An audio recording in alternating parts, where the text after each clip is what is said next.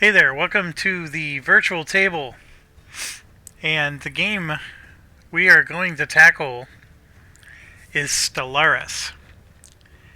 I don't know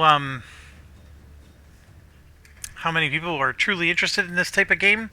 I would imagine that if you like the deep strategy games, like most of what I cover in this channel, this game should be right up your alley. And also, if you've had any experience with Master of Orion back in the day, the new Master of Orion remake, I actually thought was quite good. Um, it would technically be Master of Orion 4. It's the Conquer the Stars one. I thought they did an excellent job with it. But they made it like very similar to Master of Orion 2, which again was a fantastic game. It was probably my gold standard game that everything else was compared to. Stellaris, in my opinion, has taken the crown. And I'm going to come in here and I'm going to turn the music volume down a little bit so you can hear me and focus more on the game. But this is Stellaris. This is a monster game. I was speaking with my son about the strategies of how to introduce a game like this to people who haven't seen it. And he said it's actually a really simple game to play. It's just a hard game to master. And I think that is actually true. The rules to this, at least in terms of like what you need to understand to be able to jump in and go, very simple. But everything else, not so simple. So without further ado, let's go ahead and get going here. Okay, so the game will start you off with, you see these little eagles, or these, I guess birds, if you will. Anything below those birds comes with the game. Excuse me. For example, this is the Ixildar Star Collective, right? So you could play as this particular race and have a good time, right? And I don't think that they actually did a bad job designing their races. And then when you see all these little ones here, these are ones that I made. And one of the things that's super cool about the game is when you start a galaxy, I can click this button and see that little lock symbol. That means that they will for sure be in the galaxy as a AI controlled. So it's a race that I created, but the AI will control that race. So I'm going to potentially encounter them in the game, and it'll be a particular race that I made. I think it's fantastic, and you can basically make it so the whole galaxy is stuff that you created, and you can see I have quite a lot of them here. And this, of course, means that they won't be in a created galaxy, and that means that there's a chance. So anytime you see this, there's a chance they'll be in, and I would say the chance is pretty low. I do occasionally run into these created races, and it always makes me smile and laugh when I do. One time I got my butt wiped by a race that I created, the Omni experiment that you see here. These are robots, and they just took me to the cleaners. So I wasn't very happy with that, but yeah, it is what it is. Okay, so the Mandate of Round thingy is actually one of the ones I used to play a lot. Back when I played, the meta of the game was to play the Shattered Ring, which I know I'll get into what all this means, but anyways, this used to be the one we used to do, and of course the Blorg Empire, which is the fungoid race, always a fun one, and then we got the Blockoid Horde, which is a plant race. It goes on and on. Mindy, of course, is the name of my dog. She's a corporate ruthless competition. She's always looking for treats, and so forth. And then a nod to a game I used to love playing back in the early '90s, the Syndicate. So this is a corporation that has a criminal heritage and does a lot of criminal activity. And then, of course, you have an Aqua race, the Minerian Authority, and so forth. And a nod to the game we were just talking about, the Nolums, which, of course, are a race in oh gosh, I in the Microprose game, and so they were the race that always had money, and it's another corporate race. I know I have all these corporations that I created, but take my word for it, it's not my favorite thing to play. It's just that I keep trying different combinations of corporations to see what I like.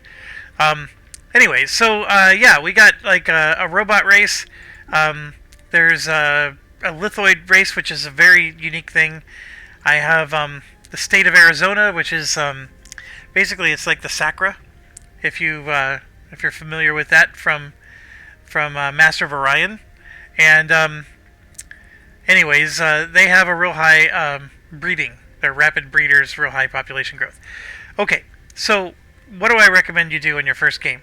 Just pick one and go. It doesn't matter.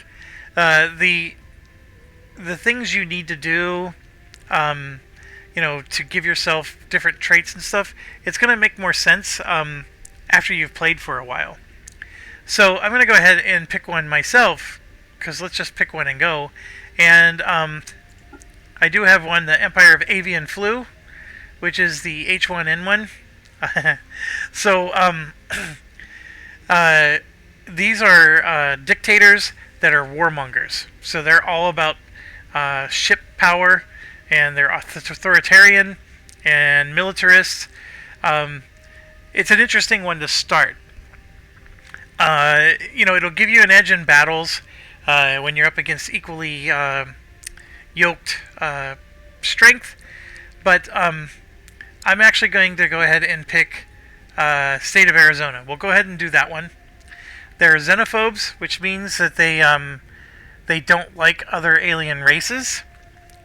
I would do a corporation, but corporations add extra mechanics to the game that a base civilization doesn't have, and I don't want you to get confused. We can do a corporation like next after you do this. The Ficonian states of the galaxy is like your America. They're your egalitarian. This actually wouldn't be a bad one either. Liberty for all. Let's do...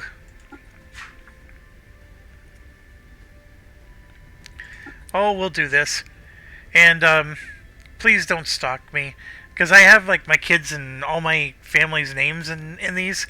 So that's all I ask. Please, just stay home. If you don't like me, just send me a hate mail. I'll get over it. Okay. So the game lets you configure a million things. In the beginning, you may not want to touch them. The only thing you really have to look at is the difficulty level. So I'm playing at the captain level. The AI gets slight bonuses. The ensign level would be normal, so I'm playing just one level above normal. So in civilization, this would be what? King instead of prince. Captain level challenges me, to be quite honest with you. I can win with captain, but I can also lose. Like, it's to me, it's maybe a 60-40. I win 60%. I could try the harder levels. I just I'm not ready to. There's so much in this game. Okay, so how am I doing? I am 8 minutes in, and we're actually going to start the game. I've spent more time than this talking about other games that are so much less complicated than this. And I think because this one is so complicated, I'm just skipping a bunch of stuff. Like, all of these settings mean something. The creating your own race has settings that all mean something. We're going to just ignore those for now, and let's go ahead and jump in. This is a fantastic game. EU4, Europa Universalis 4, still my favorite. Panzer Corps 2 is still near the top for war games, but this game here is just, it's a fantastic space game.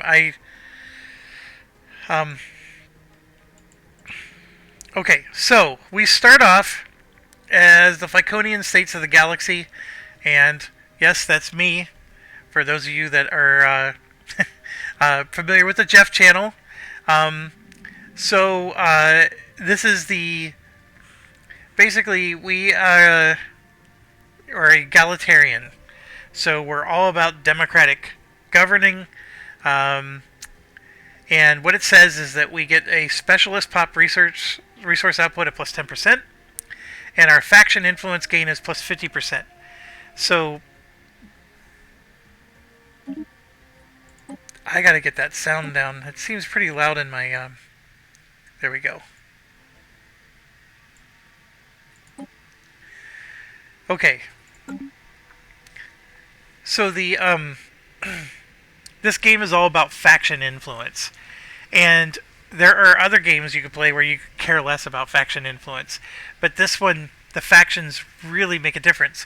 And the factions don't exist yet, but as we start to grow our empire, factions will form, and we don't have direct control over factions. But what they are is they're like the equivalent of like a Democrat versus a Republican, except it's more European type factions, because Europeans don't. I mean, I know they have socialists and other types of parties, but they tend to be like labor parties, and stuff like that.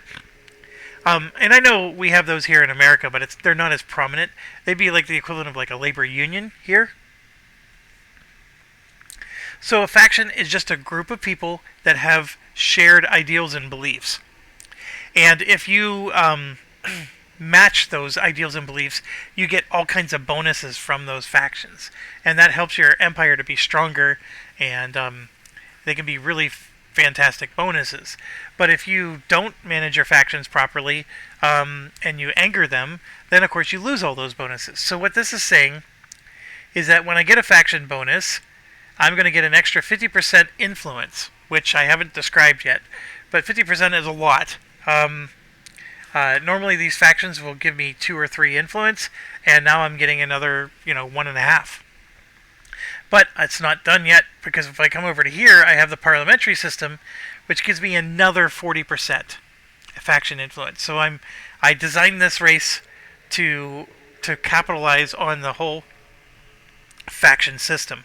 So if I'm going to get 2 influence from a faction, I'm going to get an extra 90%. So almost up to 4. So that's basically what I'm doing here. And yes, I am playing a representative democracy, which is one of the things you can set. So we will have elections every 10 years. And it's a bit of a bummer, actually. The authoritarian ones, where you basically have leaders that stay for life, are better in a lot of ways. But I'll get into some more of what the democracy does. One of the things with democracy is you have to take it if you go egalitarian. So you don't have a choice.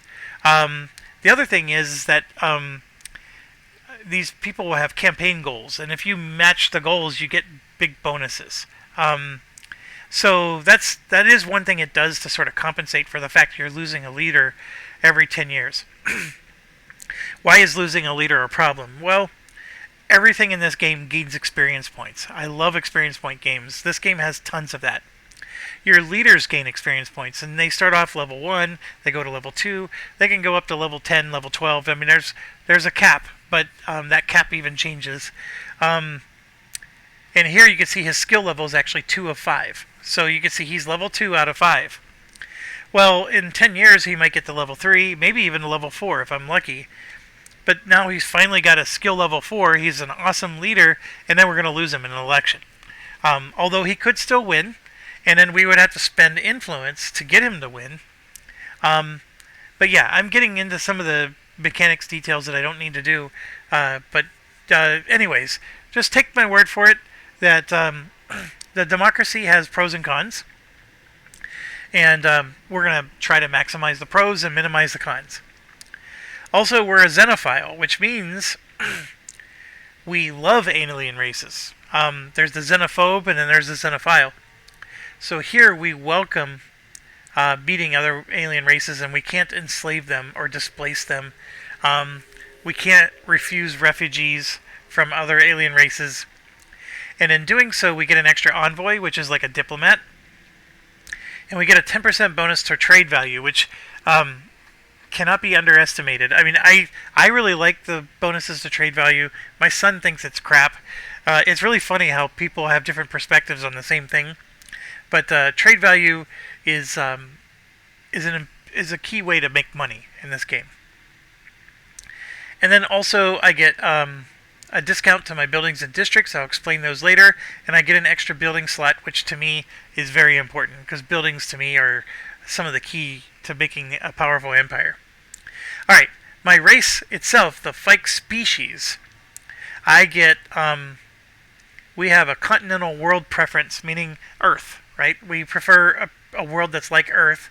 And then you can see, like, tropical habitability drops to 60%, and then desert habitability drops to 20%. So these are the type of planets we can colonize. We are going to get a bonus, 10% bonus to all of our research from jobs, which means if we have a scientist, that scientist will get a 10% boost in all three types of science. The little gear is engineering, the blue star is physics, and then of course the green globe is society research. I would tell you that this is a must pick. I honestly don't know if I've seen anybody explain or justify picking anything other than this. Research to me is king in this game, because you need research to unlock the new things, and the new things are what make you more powerful. It's just that simple. I also go an extra 15% on engineering. So these two combine together. So I get a 10% from this and another 15% from that. So I'm getting a full 25% for engineering, which is one of the science paths that I really favor. And in order to be able to get all these bonuses, I needed to go give myself a negative. So the negative is our population growth from immigration is low, which is fine. I don't really care about alien races, even though I'm a xenophile. I don't really want them, populating my world too much. It's nice to have them because they'll take jobs and give me resources, but they're sort of a nuisance. So I'm okay with them growing a little slower. And then I never resettle my people. I just don't. And so it's like a mechanic that I don't even bother doing. So getting a 25% penalty doesn't hurt me at all. Okay, we have an origin. So when you create a race, there's just different origins you can choose from. And like one of them could be, there was a nuclear war that wiped out our planet and we're living in the underground, that's actually a possible starting origin. There's one where, we just got to the point where we now have, AI robots helping us. So we're a mix of humans and robots. I mean, there's one where an ancient benefactor, like some ancient civilization, left stuff for us in the galaxy, in our solar system. And now that we are spacefaring, we're discovering them, and then that's giving us clues and advantages to help us as we start to grow. This one is, we have a big dragon that is outside of our galaxy. So this is this is Earth, basically. I call it Phyconia. And this is our dragon, and he is neutral. He is not attacking us, but he could. And he is going to protect us. So if we ever get attacked by an enemy, he will protect us. So I highly recommend that you choose this one. It is an expansion pack, so if you have the base game, it's not going to be there.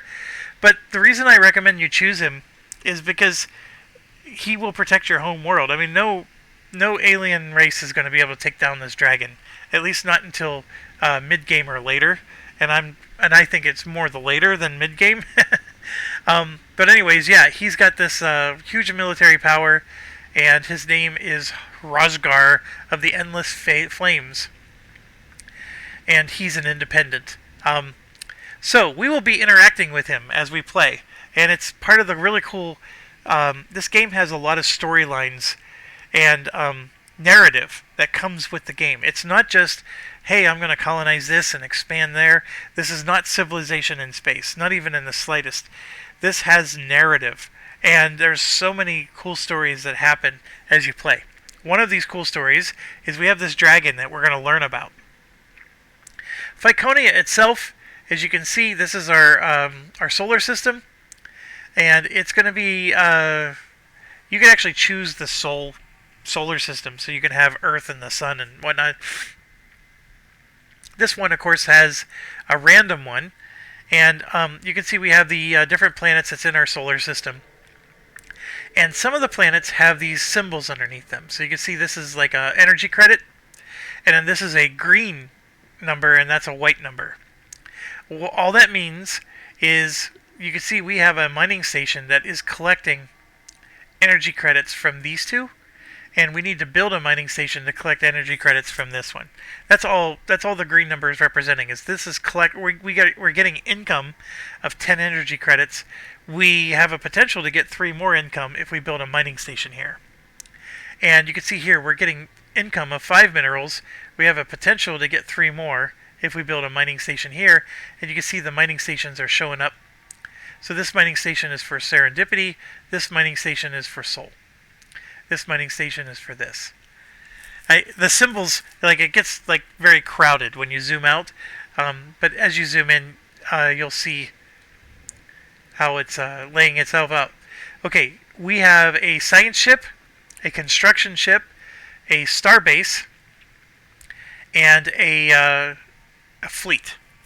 And then, of course, our planet is here. This is where our population is, and this is research. So we're generating 3 engineering research from a research station, which is very equivalent to a mining station. And we have the potential to get 2 more here. And that's basically it in a nutshell. This is fully explored at the start of the game. I'm going to hit this button here, and this is our galaxy. So we are the Phyconia Empire, and this is our galaxy. Look how tiny we are. I am playing a huge map with 1,000 stars. This is, I think, the largest you can do. And it's a ring galaxy, and you can change that. The ring galaxy, of course, being that all of the civilizations are going to be, along this ring. For us, we have a decent start because there's an edge, so we don't have to worry about anybody attacking us from there. There is a potential for somebody to be in this direction, and this one. And in fact, there likely is. And so one of our prime directives is we're going to try to, we need to explore. And in fact, that is the number one thing we need to do right now, is we need to get as much explored as we can, and we need to expand as quickly as we can. You'll sometimes hear people talk about tall versus wide. This game rewards you for going wide. So you don't want to try to go tall in this game. Although you could still win. It's just, in terms of like which one's better, if you're asking that question, going wide is better. And so what we want to do is we want to establish as much territory as we can. And territory, by the way, is this. So what you see here, I have a star base in Sol, and that star base controls this much territory. Now, one way to look at it is territory is just each star. So if I build a star base here, my territory amoeba here will expand to include that star. The fact that it goes all the way down to here doesn't mean anything. It's this star is what's important. If I lose this star, then all of this goes away. Okay? Okay. So, in this mode, you can see all of our ships again. Again, this is our military. This is our science ship. This is our construction ship. And then there's the dragon that's with us. The neutrals will show up in blue. That's the dragon. This is a potential habitable planet. Now, it's orange right now. But see, it says continental world. So that's actually going to be very habitable. It'll turn green. Right now it's orange because we haven't gone to that star system and surveyed it yet. So you have to explore it first. And then once we explore it, this will very likely turn green. And then there's another one down here. Now that's a setting in the game. It's a standard setting. But every race and every time you play, you'll usually start and have 2 planets that are nearby that you can colonize. Now, beyond these 2, the sky's the limit. It's total RNG from here on out. But you at least start with a baseline of having 2 planets nearby. Okay.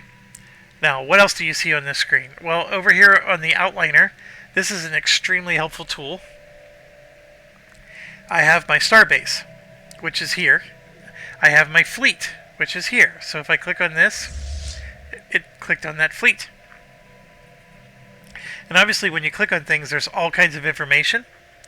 I have my construction ship, and I have my science ship.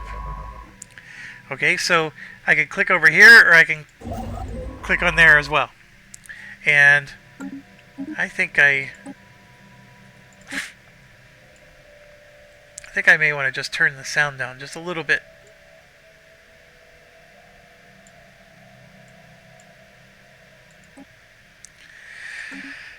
Okay. All right. Let's see. This will grow as we get more and more things to interact with. But for now, and then of course this is our planet, which I haven't looked at yet. This is if we would have clicked on our planet in that other view, it brings this up.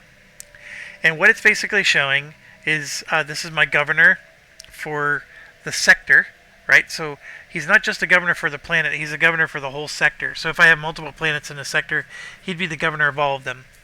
Some important things. First of all, the habitability is 100%, which means we're going to get bonuses. The size of our planet is 20. Stability is very important. You want this number, the higher the better. And you get some bonuses. Right now I'm getting extra resources from jobs. My trade value is up, etc., etc. This is crime. And crime can really cause problems. We have housing. And the housing number affects population growth. The more available housing there is, the faster your population grows. So the population growth changes based on the available housing. So that's something to always remember. The amenities, of course, are things that keep our people happy. It doesn't do anything for our empire other than you want the amenities to be at 0 or above. You just don't want it to go negative. So having a surplus of amenities, it doesn't really do anything, except you can see here the citizen happiness gets an extra 4.8%. So I guess it does impact happiness. So yeah, I guess there's that. I have one available job, and it's showing all the different jobs that are on the planet. And this is very in the weeds. In your first game, you don't even have to pay attention to the jobs as much. But if you want to start mastering the game, then yeah, it starts to become a factor. And I have no unemployment. I have 28 population right now. So that population, of course, is here. And you can see I have 2 people working artisan jobs, 2 people are metallurgists, etc., etc. 4, 4, 4, and then 5 here. So I got a nice distribution of people working all the different jobs. And by working the jobs, they're producing all these resources, and then they are consuming some resources as well. And that's these 2 guys. This one is consuming minerals to make what's called consumer goods. And this one's consuming minerals to make alloys. And then there's a job, one of these somewhere is consuming consumer goods to make, I think, research or happiness. That one right there. The bureaucrat is consuming consumer goods to increase your administrative capacity, for example. And like I said, there's so much going on. I'm just giving you a brief overview. We're going to move on.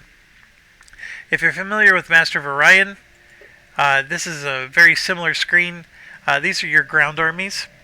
So if we ever were invaded, these would be what defends us. And of course you can assign leaders, you can recruit more, blah blah blah. And then if you're playing with corporations, that would appear here. Now, technically speaking, corporations can only create franchises in other civilization territories. So what would happen is if we meet another alien race and they have a corporation, they'll put their corporation and it'll show up here. And we have no control over corporations. They establish these branch offices and they do whatever they want with it. But we'll get bonuses from them being here. Now, the thing with corporations is our bonus is always less than their bonus. So they always get more out of the deal than we would. But we do get bonuses for having corporations here. Now, the crime syndicates are interesting. We do get some bonuses, but we also get a lot of crime. So this screen here is the more important one. It's showing all the production here, which has a lot of stuff that I know you probably don't understand yet, but it has what the district section. So we have 6 available districts we can build, and you can see we have 2 farm agriculture districts already built, 2 mining districts, 2 generator districts, 2 industrial, and 3 city districts. Okay, so your home planet is well balanced. I can build 6 more. I can have all 6 of them be, here. I can do 1, 2, 3, 4, 5 of them here. The red one is not usable, but when it's red like this, what it's saying is that it's like an industrial wasteland. So once I get the right technology, I can clean up this area and turn it into fertile lands. I can clean up this industrial wasteland and turn it into a prosperous mesa, for example. So, and then this one would give me, it actually gives me an extra population, which is pretty cool. So I'd have to clean up the slums. Again, all of this is requiring technology sometimes to be able to clear that type of wasteland, or it's just money. Like here, it's saying I'm lacking 200 energy credits. So I don't know if I need a particular technology for this. I don't think I do. I think I just need 300 credits. Okay. So the districts, of course, are going to generate things for you. The agriculture district creates farmer jobs. And then, of course, the farmers produce food. And it's telling you that we're producing approximately 15 food per district. So, and then the district creates 2 housing and then 2 farmer jobs. And you can see all that like written right around here whenever that window's up. And yeah, actually I can click on it. There we go. So it's going to create 2 housing, which is this symbol, and 2 food, which is that symbol. This is just a cost to make it. 255 minerals. It'll take me 240, I think it's months. And it's trying to tell me that, I got 2 out of 7 possible districts created, and I have 3 blockers that are preventing. Okay, so as we go down, the mining district will create miner jobs, and the energy district creates technician jobs. The industrial district creates artisans and metallurgists, and the city creates bureaucrats and clerks. Well, actually, it creates clerks, which are, bureaucrats in the game. We have some buildings that have already been constructed, and I have room to build 3 more buildings, and there is a whole lot of buildings that you can choose from. And this list grows as you get more technology. Okay, I know it's in the weeds, but at least at a high level, you at least know this is where you're going to manage your population. Now, if you're intimidated by all this, you could just click on this, and it'll do automated colony management for you. I've never used it. I can't tell you how good it is. To me, part of the fun of playing this game is managing your colonies. So I do that. Like if you somehow have like 30 colonies that you're controlling, maybe you'll turn this on because you're sick of controlling all of them. I usually never have that many. Okay. Again, over on the left, a whole bunch of stuff. Everything that you see here is something we need to interface with. This is just like EU4. There are tons and tons of screens. They all mean something. Or like this one, there's even tabs. And so forth. It just goes on and on and on. So I could spend a whole hour video just going through these. Along the top, these are all the different resources that we have in the game. The first one is this is how much money we have. Money is needed to do a variety of things. Use your imagination. This isn't, unlike other games. This is, money is money. You don't want to be at 0, otherwise bad things happen. So you need to always have positive money. And like we said with the planet, the technicians generate money. So energy credits can be generated directly through technician jobs, but you can also generate money in other ways. And we'll get into that as we play.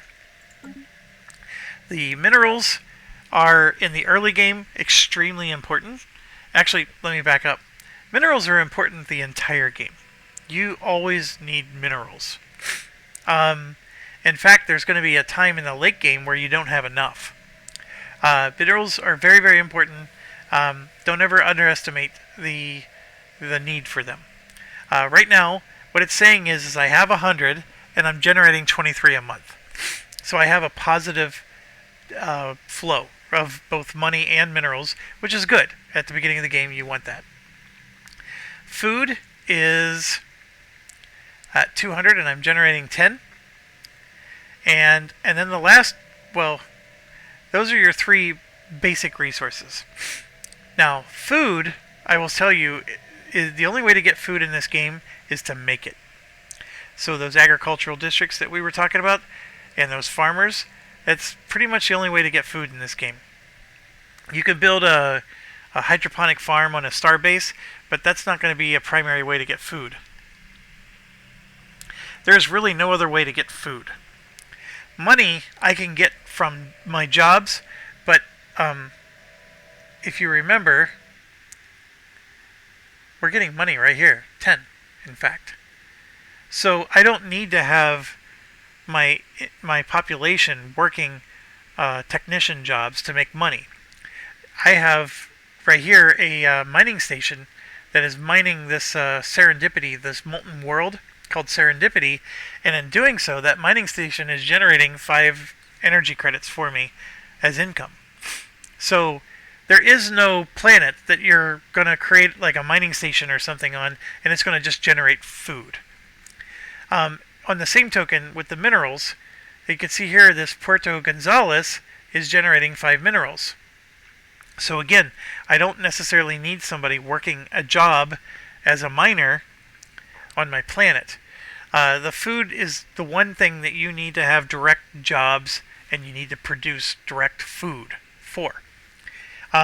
It's just a very important concept that, you know, for your first game, I highly recommend that you remember that. Now, consumer goods, those are made by these industrial districts. And so what they do is they have artisans and metallurgists. Both of them are created from an industrial district. And you can see here, both of them convert minerals into the resources. So artisans turn minerals into consumer goods. Metallurgists turn them into alloys. Consumer goods, alloys. Consumer goods is something that it's a luxury. You just want to always have more than 0. I'm sure that what they do is they help you with your population happiness, stuff like that. There are things that consume consumer goods and convert it into other things, and that's always a good thing. And then, of course, consumer goods can be sold in the market. So I'm going to click on one of these, and then a market pops up. The market, by the way, is the third tab here. This market would allow me to click on consumer goods, and here you can see I can sell 500 of them for 687 credits. Whereas if I sold 500 minerals, I only get 347 credits. So consumer goods are just worth more. But it's very important. You must have consumer goods for your people. There are ways to change how much consumer goods your people use. And that's under policies. And I think it's the economic. No, it's not. Oh, where is it?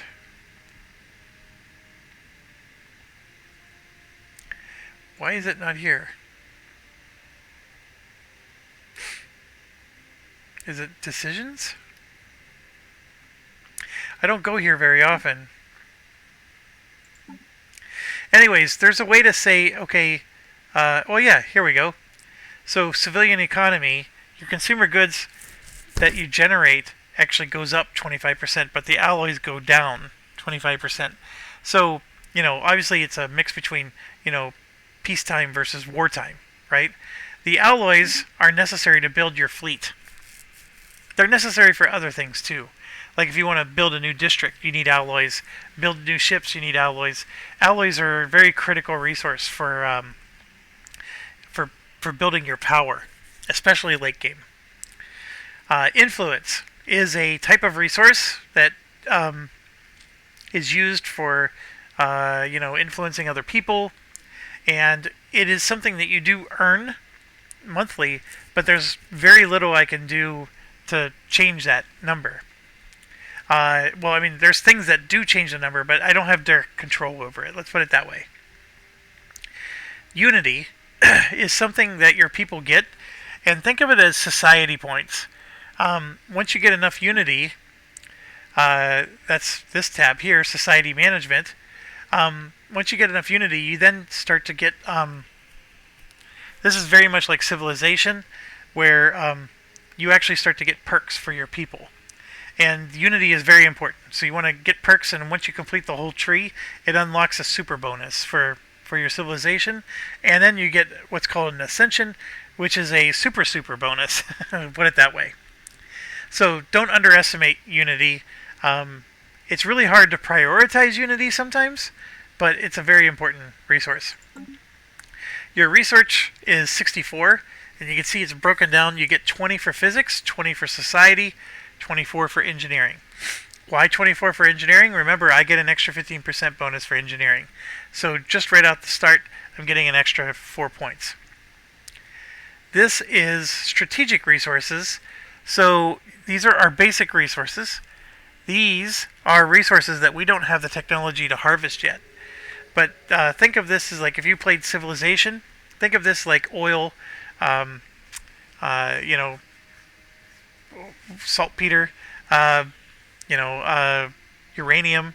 This is like special stuff that you need, and the more of this you have, the better, especially late game.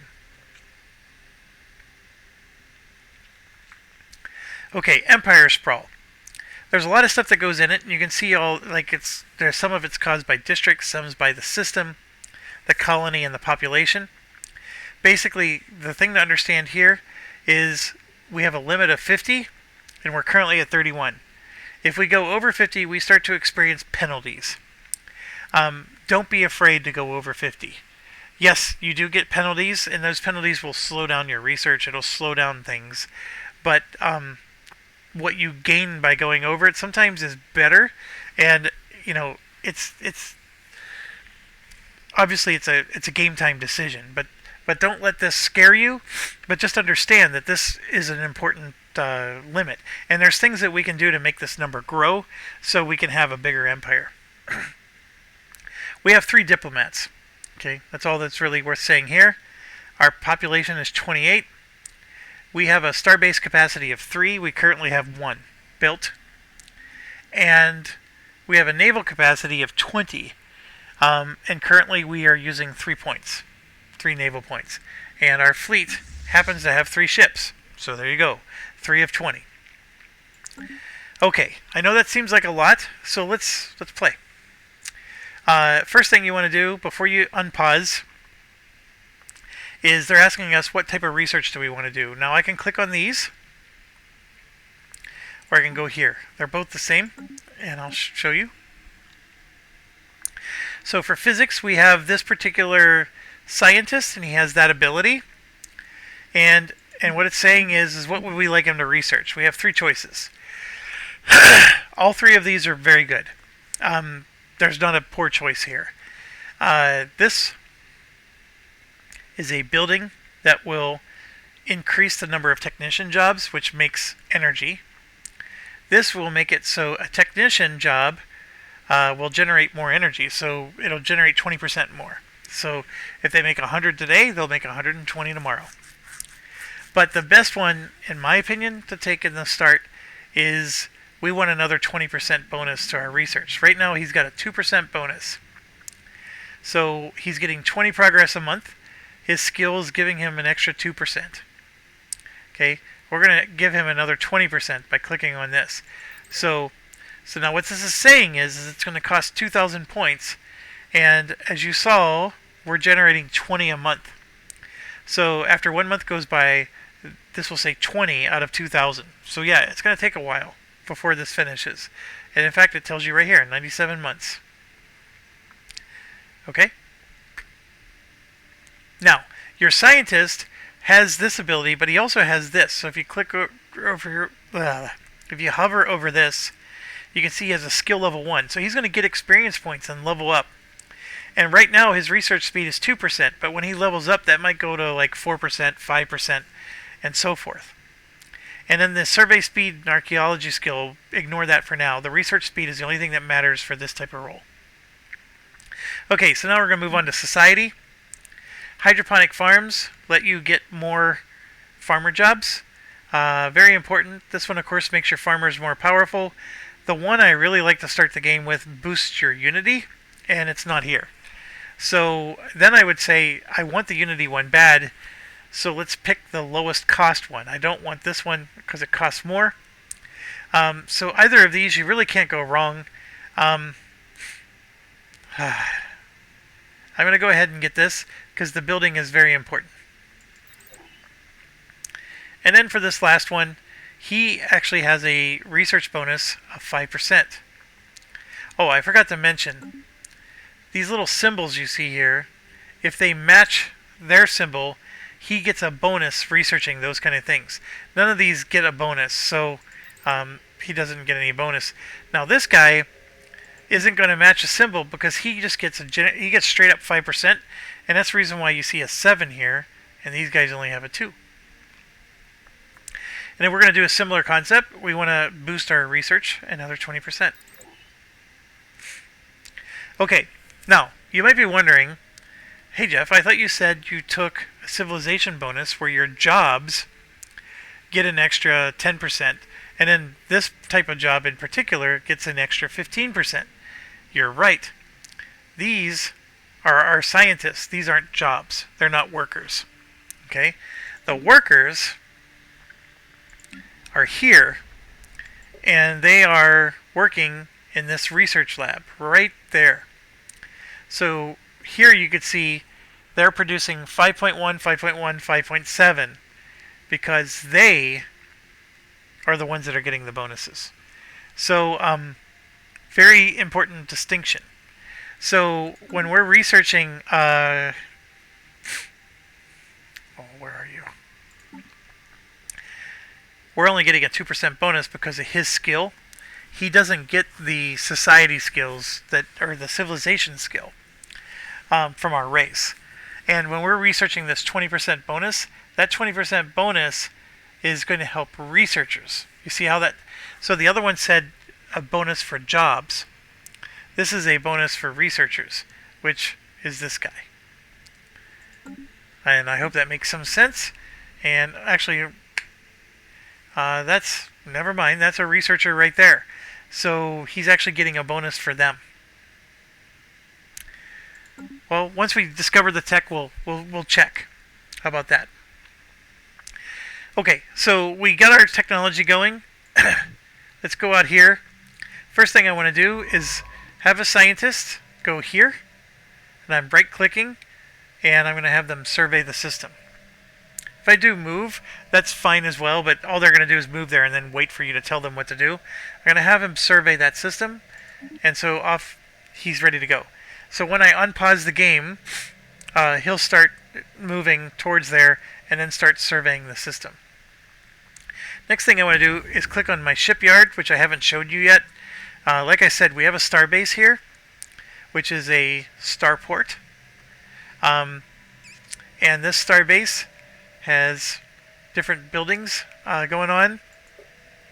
I can build some defenses, but right now I want to build another science ship, which costs 100 alloys, and it's exactly what we have. So we're going to do that before we unpause. And so this will take 60 months to finish, but that's definitely what we want to do. And then my construction ship, what they can do is they can build mining stations and research stations. So right here you can see there's 3, 3, and 2 that are available. If I click on this or hover over this, see how it has the green numbers? The green numbers is what we're producing. And then the white numbers are available. So I'm going to click on him. I'm going to right click on our system that we currently have. And I can spend 100 and have him start building a research station. I'm going to go ahead and do that. So, what else can he do? The construction worker is also who's going to build the starbase in the next one over and expand my empire. But I can't build a starbase here until I've fully surveyed the area. So I need to wait for the scientist to go there and survey the area. So in the meantime, the construction worker is going to work on constructing and finishing the mines here to generate the 3 energy, 3 minerals, and 2 research. Okay, so I'm going to go ahead and unpause, and I'm going to speed it up to fastest, and boom. This moved here, and then another science ship showed up, and, income occurred. But our new science ship is here, the ISS Sojourner. We need to assign a leader. So what it's showing is this guy is already on the ISS Cortez, which is the other science ship, that one. These guys are technology people, these 3. So what we could do is we can assign any of them to this ship. So I can take them off of their role of doing technology. Now, the answer to that question is, which one would I take? Is, well, we're going to recruit one, because I want somebody everywhere. I don't want any I don't want any vacancies. So I'm going to go ahead and click on this, and now what I'm seeing is I have a scientist that specializes in computing, and I think I can move this. It's like I'm clicking and it's not always responsive, but you can see like I was able to move it a little bit and then it stopped. I don't know why it does that, but it just needed to move over a little bit more. There we go. There we go. So here you could see like we have a flag here, or I could get the biology one, or I can get a military theory one. Right now we're researching a biology item. So if I want to get really technical here, what I'm going to do is I'm going to grab a biology guy. Oh, I don't have enough energy. I need 200. So I'm going to unpause until I get 200. And we're going to get this biology guy. And then what I'm going to do is I'm going to take this guy and put him in charge of this ship. Right? So we're going to put him on the ship. But now it's telling me I don't have a researcher, which is fine, because the guy we just hired, we're going to put him in charge of that. Okay, so now his symbol matches that symbol, and look, that 2% just jumped up to 17%. So very big jump for having the symbols match. And actually this symbol would have matched the other guy. We could do that. I don't have another 200, so I can't buy the other one. But if that other guy's still there, we may want to buy him for that purpose. Okay. So our science ship, we just built another one. I'm going to have him go and survey this direction. So here's the key. We want to explore. So it costs 100 alloys to build a new science ship. I'm at 34. As soon as I get to 100, I'm building another one. I think ideally on a map this size, I want at least 5 or 6, maybe even 7 or 8 science ships. Do I need them all right now? No. In fact, 3 science ships will get me through the early game pretty sufficiently. But I want to eventually want to get more and more up. And so that's the thing. We're expanding, and then we're going to use our construction ship to colonize. Or not colonize, but to expand our empire. So we got to explore and then expand. Those are 2 different functions. The scientists do the exploring, the construction ships do the expanding. Okay, now this construction ship, as you recall, needed 200 minerals to be able to do the mining. Right now it's doing the research one, so it's building this, and you can see here he's 78% complete. So eventually he's going to be done and then waiting for another command. Now, the science ship, you can see, is right here. I'm going to unpause, and what you're going to see is he's going to walk around, or fly around, and he's going to be surveying the galaxy, or this particular solar system is a better word, not the galaxy. So he'll go from planet to planet surveying them, and then whenever he's fully complete, then we can expand into this particular system. So I'm going to unpause. Construction complete. And so there you can see he's going from one to the next, to the next. And then here, as he was surveying Roxalana 5, he found a Cybrex civilization that had machines there, and they were active some 600,000 years ago, in this portion of the galaxy at least, but we've learned nothing about their exact origins. According to the partial data fragment, our scientists managed to extract from one of the artifacts, the Cybrex, at some point launched a crusade to destroy all sapient organic life in the galaxy, for reasons unknown. So yeah, they were jerks. So yeah, we found evidence of an ancient species. And then of course, when he surveyed that planet, he also found that it has 4 minerals that we could extract.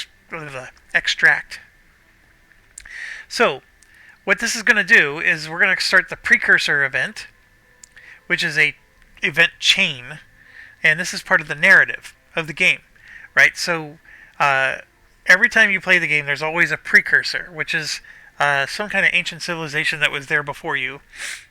And in our case, we got the Cybrex Precursor. There's other ones that you can get, and you could play the game multiple times and get a different one each time. So we start the event, and we gained one artifact, a minor artifact, and that's what that little 1.0 thing is. And so updated.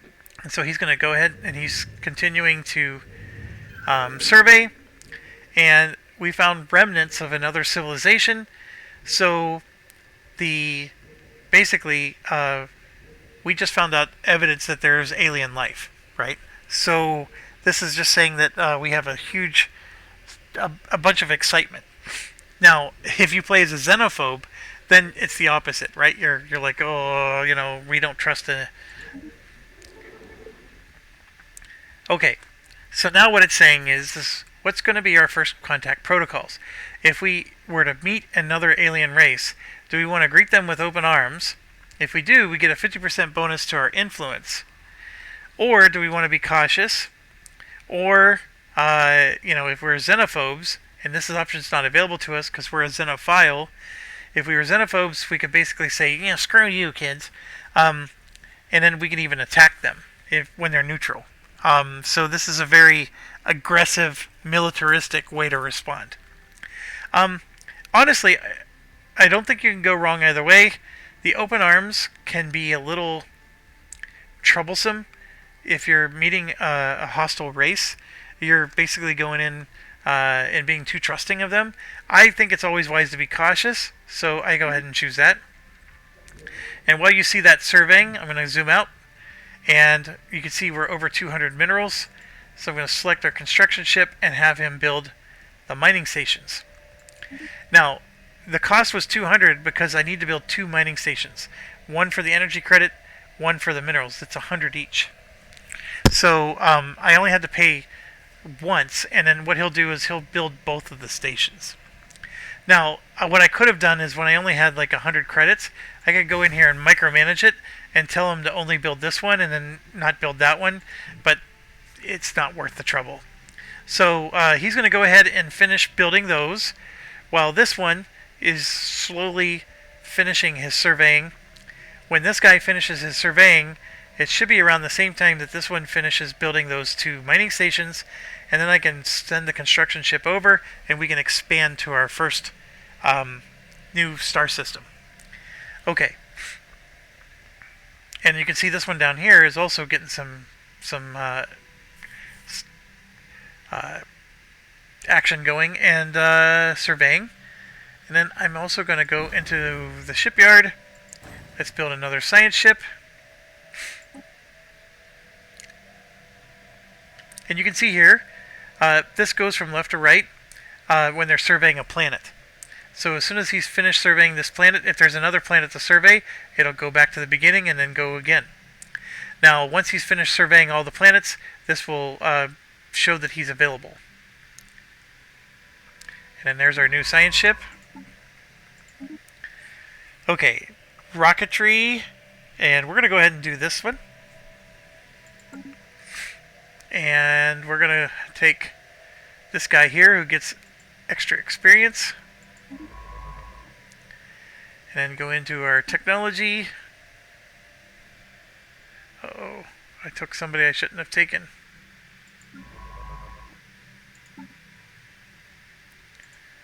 I'll take that one.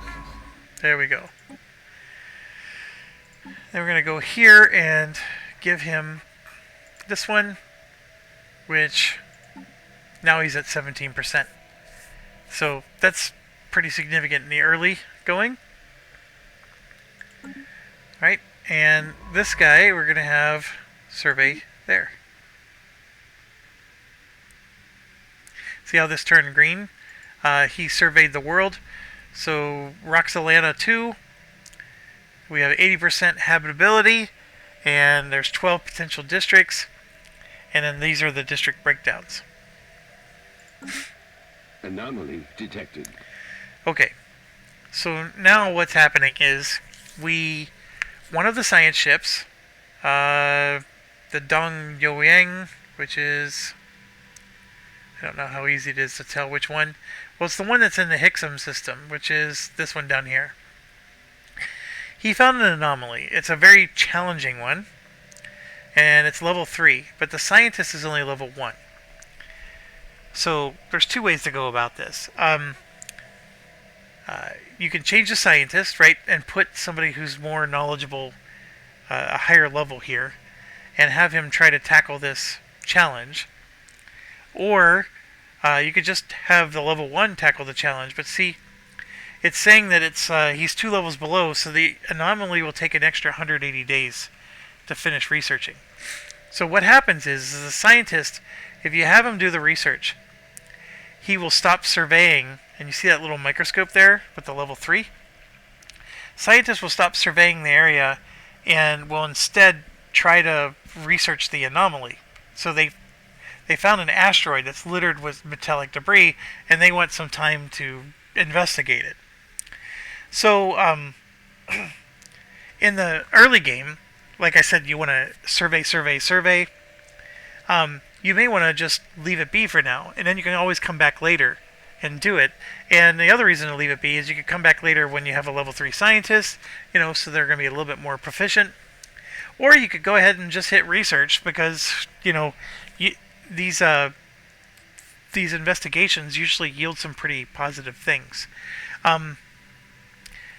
Again, you can't go wrong.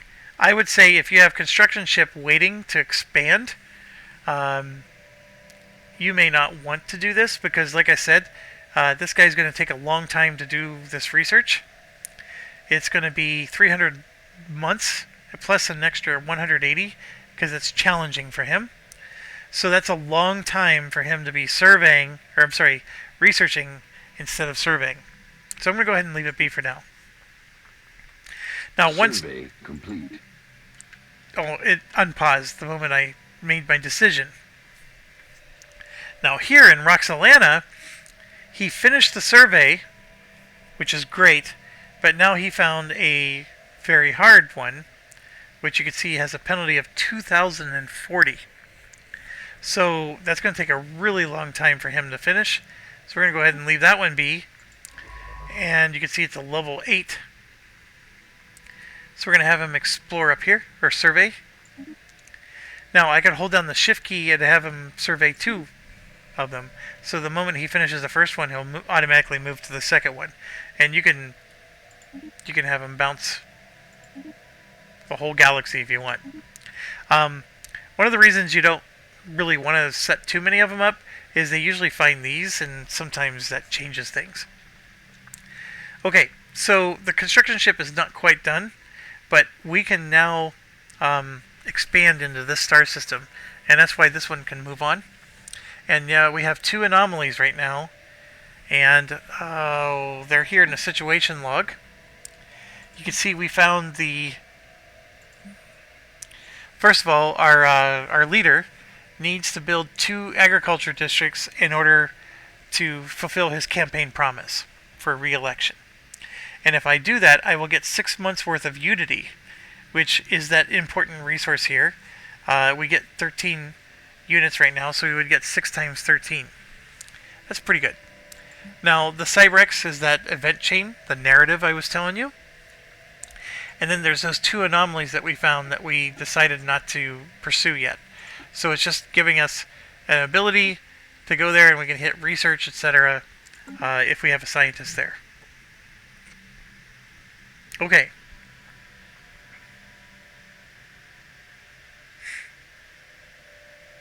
Construction complete. Alright, construction was complete. So now I want to go here. I right-clicked. I don't get to do these yet because you have to have an outpost there first.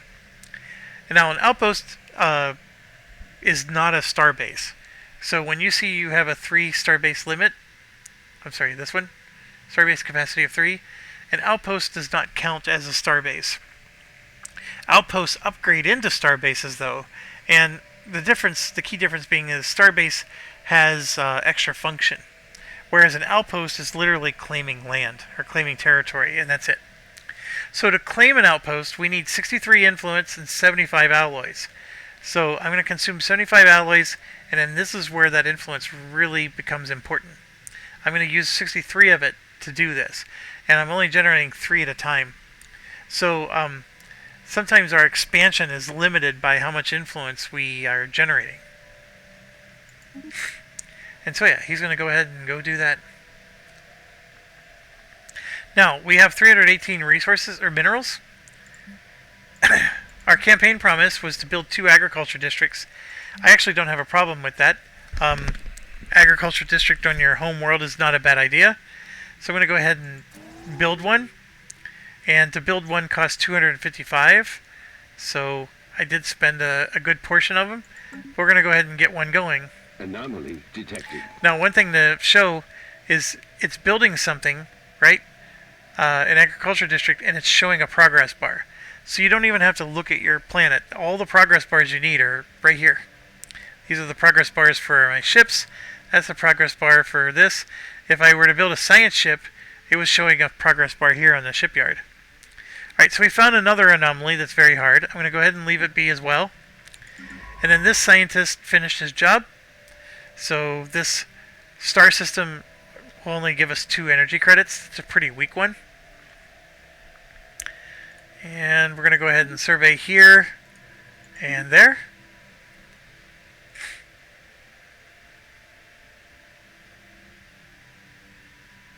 Survey complete. Alright, couple things finished. Science ship. This one's done. We got a lot of choices here. Let's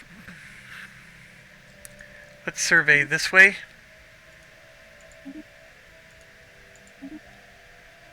And then our construction ship. So you can see our empire expanded. We now control 2 star systems, which means we can now colonize that planet. And then we can also build and exploit these resources. So I'm going to go ahead and right click, and I'm going to hit this one for 100. Now, if I had 300, I can hold down the shift key and click both of them, and then it would just do one after the next. But because I just built that that district, I spent most of my resources, my minerals. So I'm going to go ahead and do that, and then if I wanted to colonize this, I can click on it and click on colonize, and I need 200 alloys to be able to do that. But that is something we may want to do soon. Alright, and then this is a tradition. This tradition became available because of the unity that we're gaining. And so we can select a tradition we want to do. And the first one I always take is, and I recommend taking, is discovery. Because right now we're trying to discover, right? We're trying to expand. So we took the tradition, and then if we adopt all discovery traditions, we get research speed plus 10%, which is very, very important. And then we get to unlock one of these, which is also important. And then also here you can see the very first one here lets us increase our survey speed by 35%.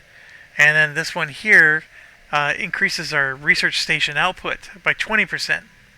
So lots of really nice perks there. Now research stations are like these. That's this stuff here.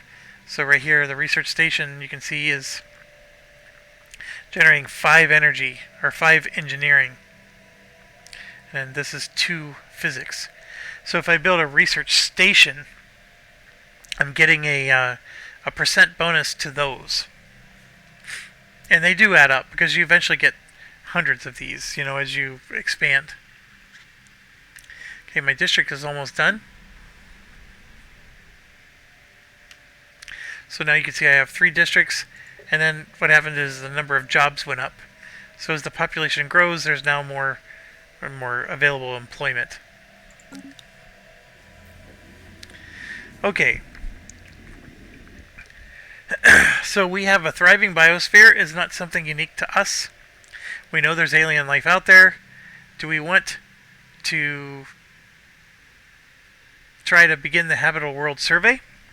Or do we have more important matters? And then that would give us 20 influence. I always take it, because it's usually a really good bonus. So then what happens is we get the habitable world survey. We need to survey 8 worlds that are habitable. And those will pop in as we discover them. And then these scientists will get like a special mission they can do. And then once we get 8 of them, you get a really nice bonus. Okay, our construction ship finished the research station. And now we're going to finish the 2 mining stations. Survey complete. Alright, so what this is saying is my governor has developed new skills. So Pentang here, Pengtan, he's got some basic, like the fact that he's got extra bonuses to research is pretty awesome. He gets 25% bonus, but what this is telling us is that he made level 2, which is, so he's at skill level 2, and then actually it's saying that because he gained skill level 2, he got the intellectual trait. He earned that from hitting the 2nd level, and so that's what gave him this research bonus, which is a wonderful thing to have, because now our research is 23, 21, 27. Survey complete. Alright, so we finished the survey, but the science ship was told to automatically move on. So we found a strategic resource called Zero, and it's going to be added. Let's see. Anomaly detected. Alright, so this is a routine one. It is level 3. But I'm going to go ahead, let's go ahead and research this one, just so you can see what it does. So the JOSC format, this guy here, is not going to survey anymore, he's going to research.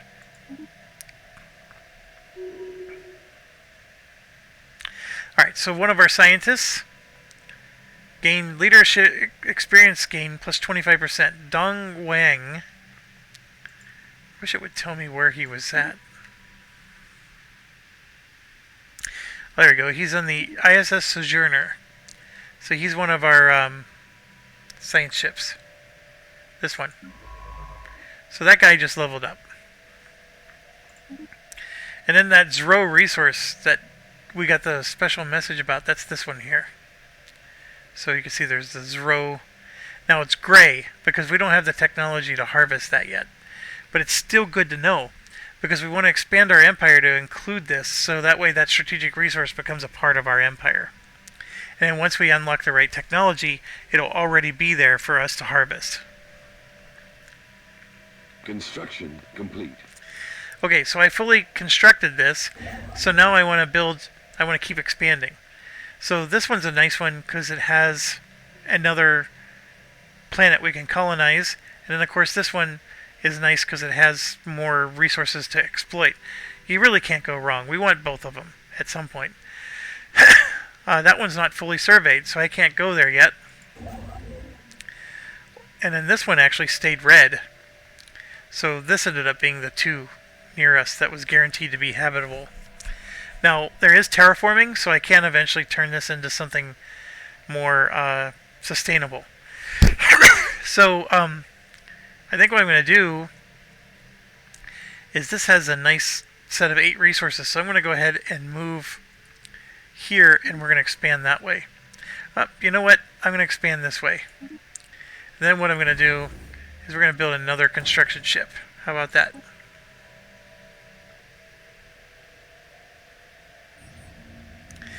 Okay, so this guy was doing his research, right? We found an anomaly.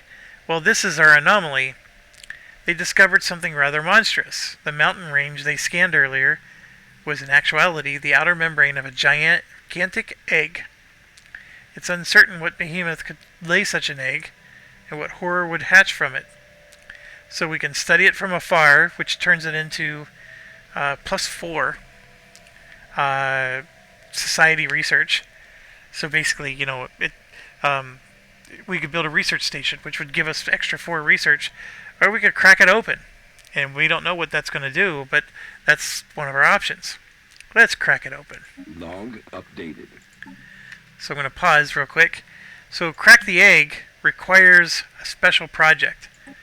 So you can see this guy is scanning, and I'm going to have him stop scanning to research that project. So we're going to basically have him go over and crack the egg. And then in the meantime, our construction ship is ready.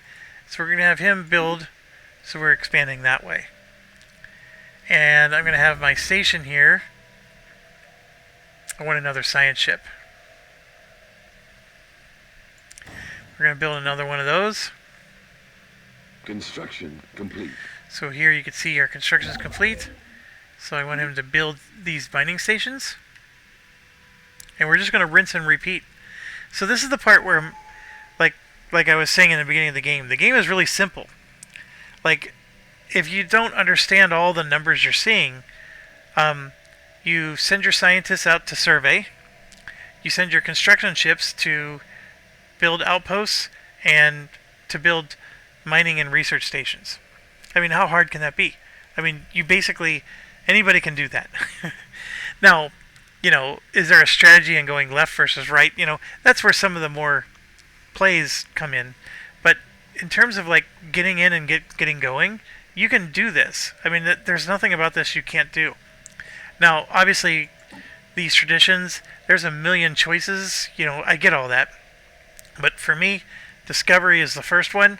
And then this is to boldly go. We're going to increase our survey speed by 35%. That's going to make our science ships even faster at exploring.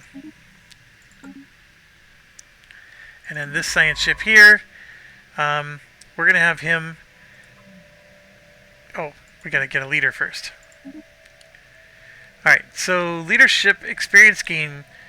These aren't very helpful for science ships. They're helpful for the research tab. This is helpful for the science ships because that means he can gain experience points quicker. Alright, so we got a couple things we can do. We can have him continue to explore this way, so we're constantly, you know, doing our surveys. And there's no harm in that. Or we can have him be the guy that's going to research these anomalies we left behind. There's really... you know what? Let's have him research this anomaly, and then this one, and then that one. So we'll have him research those anomalies that we left behind. And that's not a bad strategy. So you have some of your scientists exploring, and then this one coming in and, you know, researching the things that we found. Survey complete. Alright, so this guy finished surveying the system, and now he found an anomaly. There's impressive structures. littering the area. So yeah, we'll go ahead and let him do this research. Complete. Alright, so what happened was we finally encountered fellow wanderers.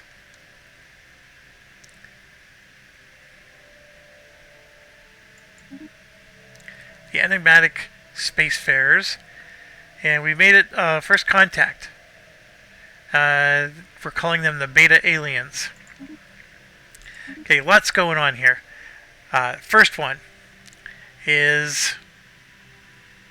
I thought we found the architecture place. Oh yeah. So this is an archaeological site. So we could send a science ship there to basically be an Indiana Jones. And archaeological sites are more narrative. So there's always some cool story or whatever that goes with it. The other thing is we found aliens. There's a neutral fleet here. It could be anything. It could be a full-blown alien race, or it could be just some neutral NPC that's in the game. And there's only one way to find out. It's a species that we don't know what they are, but right now it looks like they are lizard-like. And so we're going to send one of our diplomats to try to make first contact with them. And that's what we're going to do. And so this is going to be a story that progresses.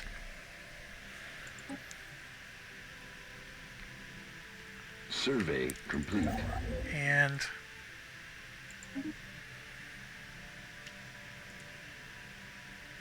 we need 400 to do the other ones.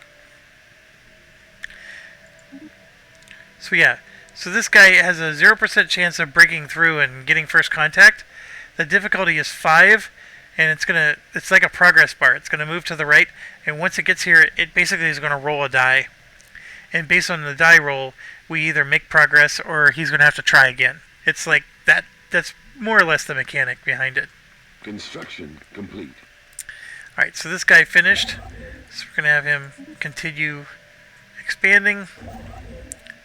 I'm holding down the shift key and have him do all those. Okay, so sometimes it gets hard to keep track of where the research is happening because I got multiple ships researching multiple things, right? For the most part, the more I play, I don't care. Like, what's important is this. I'm going to get research of 382 and 658. That's actually the only thing I care about. I get to a point where I stop reading the story, but it's because I've seen it before. So what happened was we found an abandoned amusement park, and it looks like some previous species that used to live in this portion of the galaxy made an amusement park for their kids. And it might even have cutting-edge sensor array or a gigantic art installation. Regardless, to us, it looks most likely a place where you would take your young and let them amuse themselves.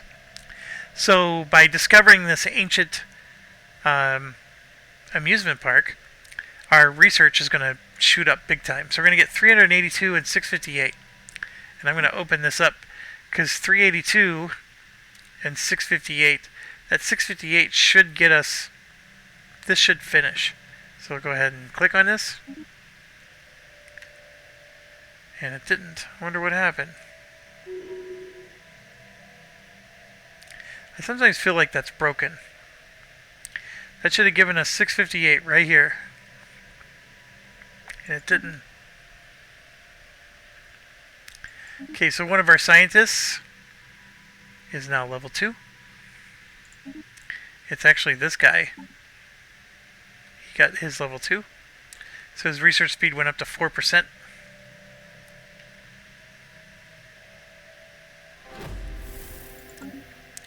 Alright, we made progress in our first contact. They're weird heat blobs.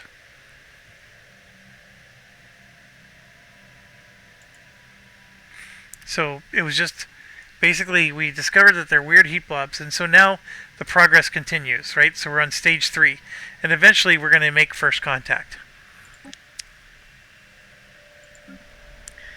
Now coming back to here, We made a campaign progress to build 2 of these.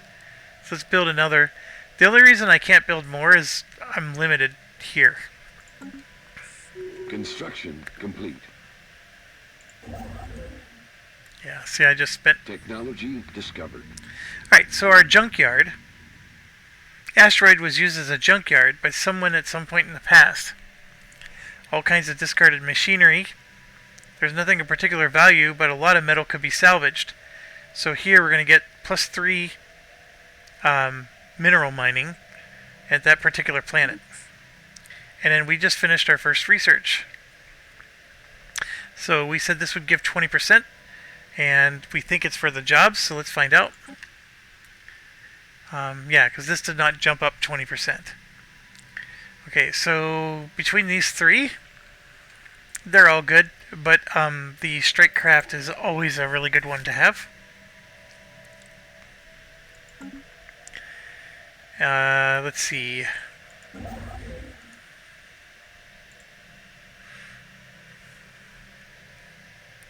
Yeah.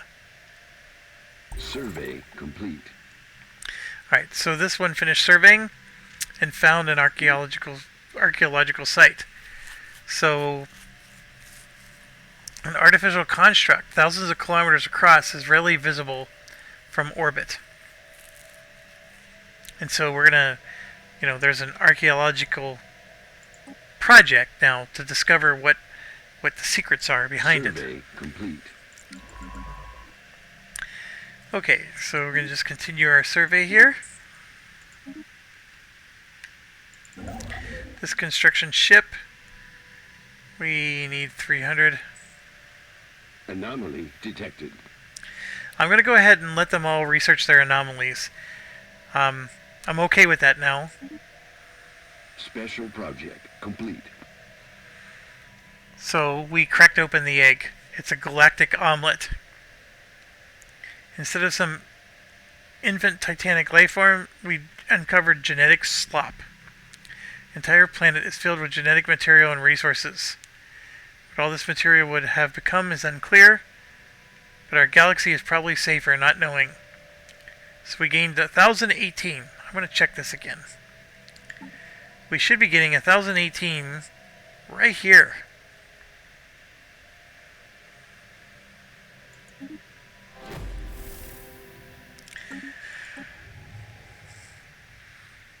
Okay, so what we're finding out is that this race is called the Tiyanki. They're docile creatures, capable of accessing lower dimension of subspace. They graze on gases. They're like cattle or buffalo. They will rarely, if ever, attacked. They can safely be ignored. And then what happened is we're going to get a bonus to frequency tuning. Not only does that option become available for us to research, but we're going to get 10% of it's already researched. And we're going to gain 20 influence for finding these placid leviathans. An alien empire is making contact. So we discovered them, and we made first contact. So, these are the placid leviathans. They're the grazing Tiyanki. And they are right. These things won't ever attack us unless we do something stupid. Obviously, if you were a xenophobe, you could, and you chose that really aggressive option, you can attack them. We could still attack them if we wanted to, but they will leave us be, and that's a good thing.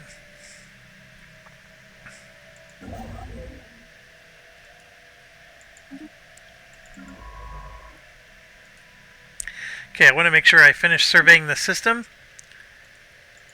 and we'll keep going. Technology discovered. And you'll get a lot of pop-ups like this. So now we found living metal. This is actually the most important resource in the game. I would argue it is. Well, maybe it's not the most important. It's the most rare resource in the game. How about that? So the fact that we found it is a triple yay.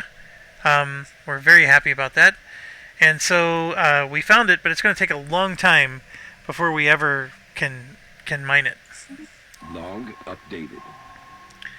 Alright, and yeah, see, remember all those anomalies? I mean, there's events just popping up left, left, and left. So I also have it on the fastest speed, but several exploration probes were dispatched. This data could potentially be used against us. We need to track down the probes before they're found by a hostile species, basically. So they want us to... It begins a chain of events. So if we come over to the situation log, we've actually already discovered 2 out of 8. And these are the exploration probes. So I'm going to track all of them on the map. There's 1, 2, 3, 4. I'm just going to click on this. And now you can see this is where our probes are in the galaxy. So what it's saying is I need to find them before some enemy does and can use them against us. So for example, this one is exploring, and I would want him to go there. This one is going up to here, and then I would want him to go there. And does it say what we need to do? We just need to find it. Okay. And then we researched our technology here. This is the one I really wanted. Okay, now one thing to understand. These are the 3 that are normally... Because it always selects 3. It's mostly random, but the biology type is going to make it so you're more likely to get biology ones that pop up here, like this population growth speed. This one's really good. This is the one I always want first in the game, because it's going to give me an extra 2 unity, and that's important because the earlier you get it, the more it benefits your civilization. But this is the same principle. The earlier you get that, the earlier more it benefits you as well. But I'm going to go ahead and choose this one.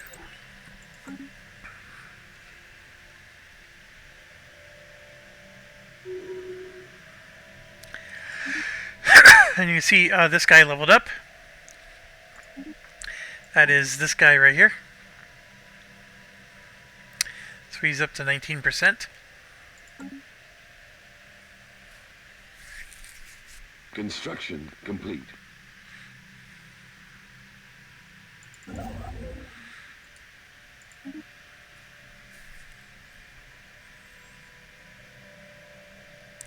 So as they finish these, you can see under the green there, all of that is impacting our income.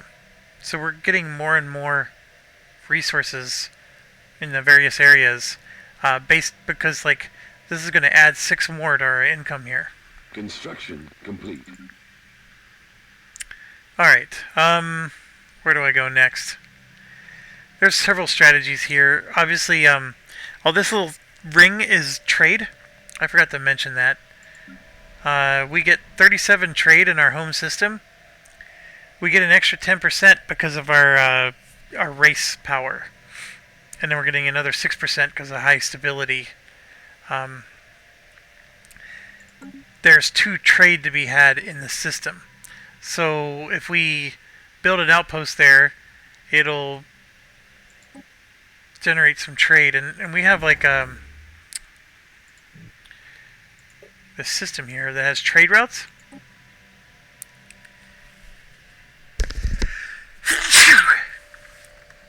Now we don't have any trade routes. Well, actually we sort of do. See these little shields? Right now our trade protection value is 2. So this has a trade value of 2. So 2 trade can safely move through our network back to our sol system without the generation of pirates. If we start to generate more than 2 trade, then we may need to protect it with star bases and things of that nature. Okay, so what do I want to do with this guy? I would like to go there, but I'm thinking, see how this goes up to here and then to there? That's a closed system. So what I want to do is I want to go here, build a star base, and claim the territory. I can always come back and take these later once I claim enough territory to prevent an alien race from coming in and colonizing behind me. Anomaly detected. Construction complete. Alright, lots of things happening here. First of all, that guy's done. I would like to go there, but it's not surveyed yet. This, see, I'm already out of influence, so I have to slow down a little bit. This is the living metal. I definitely want to claim that, and it also has our system. So I'm going to go ahead and just... It takes time to move there, and then by the time I move there, hopefully I'll have enough influence to be able to build another outpost. Physics research. This research station output is these stations here. Like that one, the blue physics, the physics 2. That would increase it by 10.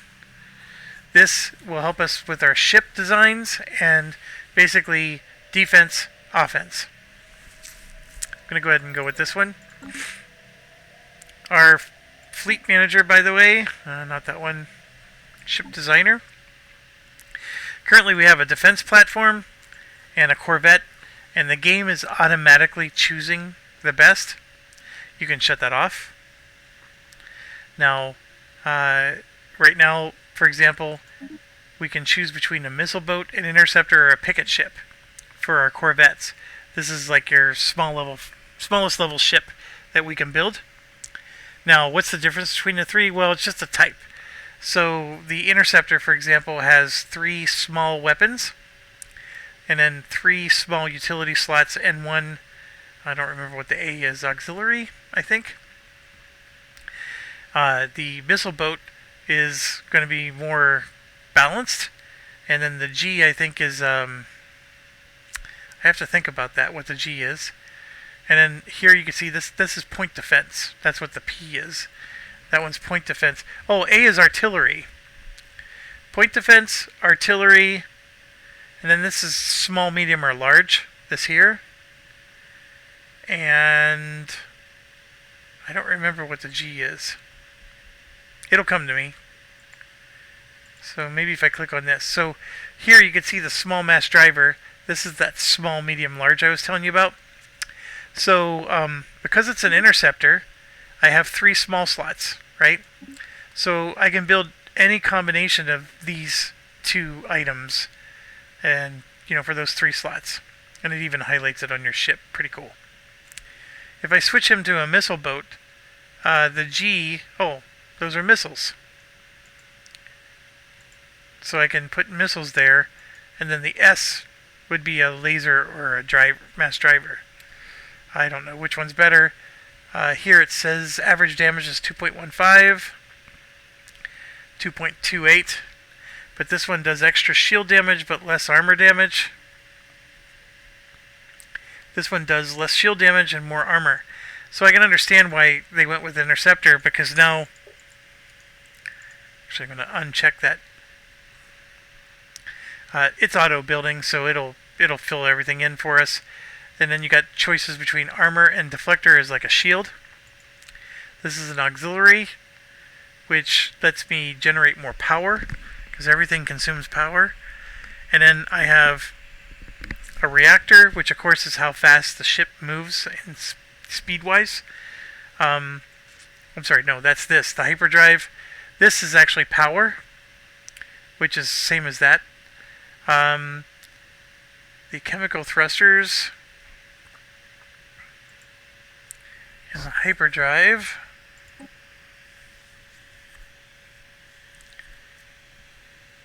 Oh, I think that helps them in battles.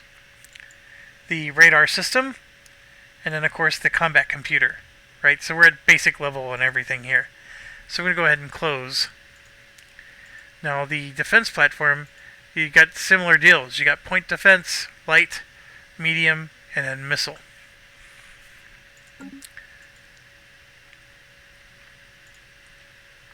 So lots of stuff to choose from. Right now I have it all on auto. I'm letting the computer take care of it. To be quite honest, the computer does a decent job. But if you want to control that part of your game, it's a very fun mechanic. There's a lot of cool choices and options, especially as you start researching more and more things. Okay, so we're going to go ahead and take the next one. Research station output increased by 20%.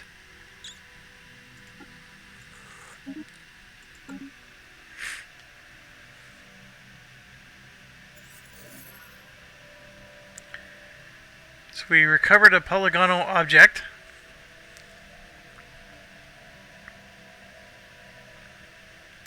Despite extensive examination, we've been unable to determine its function or origin.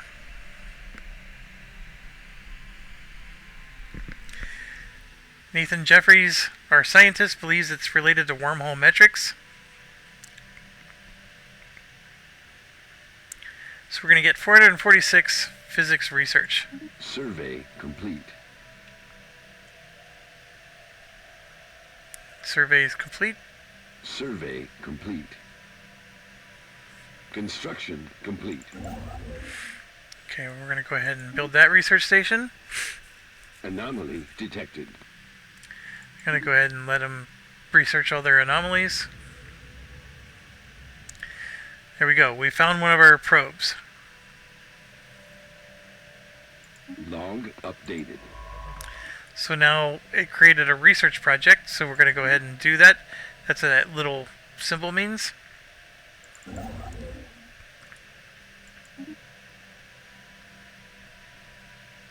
Construction complete. Okay, so now I'm at a spot where my construction ships are faster than my influence gain, and I can't do anything. So all I can do is move to the next system and then wait. I don't have enough influence to build another outpost. The other thing I want to do is I want to get some colonization going. I have enough now, so I'm going to go ahead and click. We're going to go ahead and go to Roxalana Prime. And then what that's going to do is it's showing up in my shipyard. We're building a colony ship, and it will then eventually take off, and then it'll go and colonize over there. I also want to build some more districts, and I actually want to get a mining district going so we can get more minerals. I know 55 seems like a lot, but it's not. Construction complete. Okay, so we finished our construction. So now we're going to have him build his stations.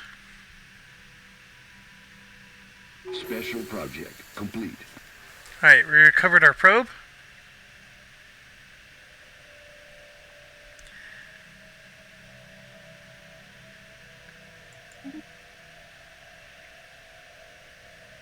And our scientist leveled up.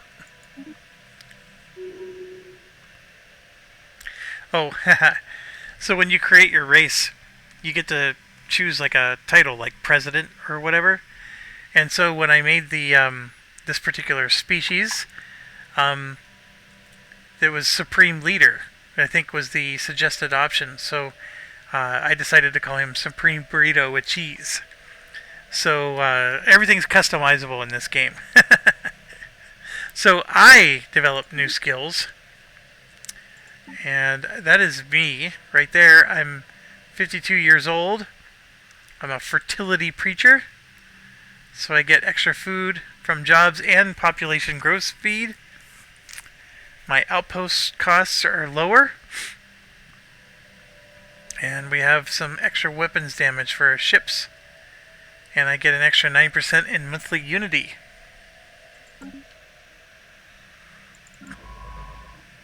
Okay, so we need to get to this and to this. So let's go here first.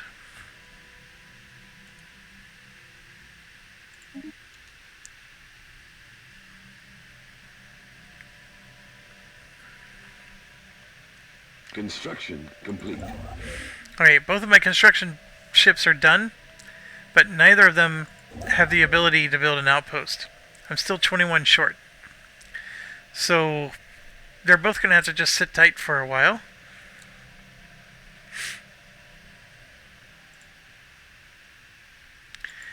And I can build 3 more. This is quite a pickle. The food is a really good option here. but the minerals are as well. And then I'm getting a lab bonus.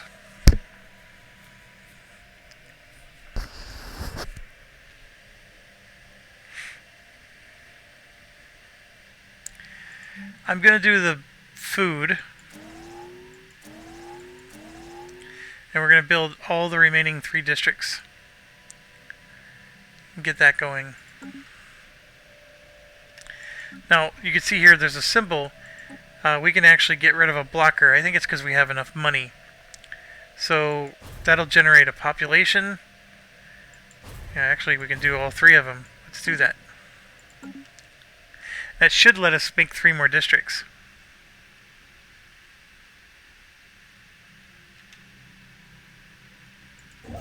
And where do I want this one to go?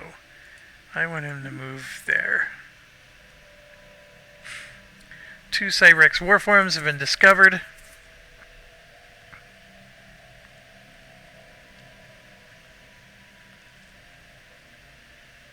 So we just got another special project. Log updated. So I'm going to come over here.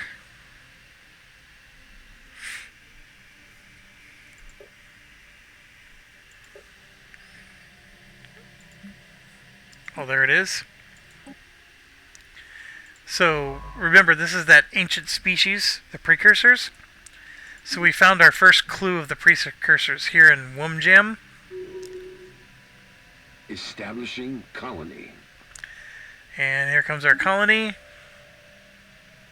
Now, the colony needs time before it becomes something we can use. So they're colonizing it at the moment. So this bar will fill up, and then when it's full, then it'll look a lot like this, and we can actually start building buildings and stuff like that.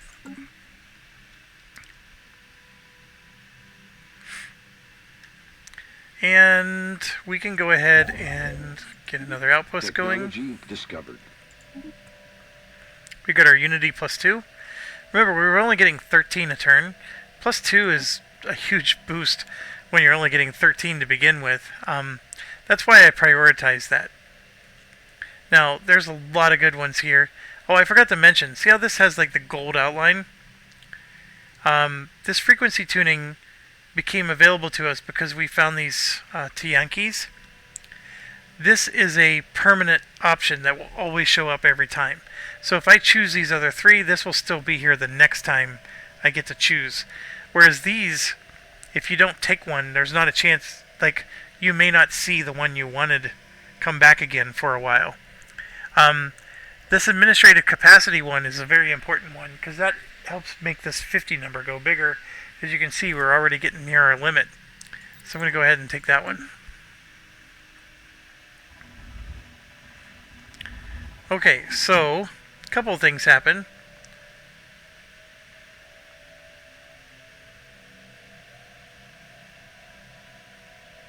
Someone has towed the probe there for unknown reasons. Log updated. And then we just ran into somebody else. So we're going to greet them positively, neutrally, or aggressively. And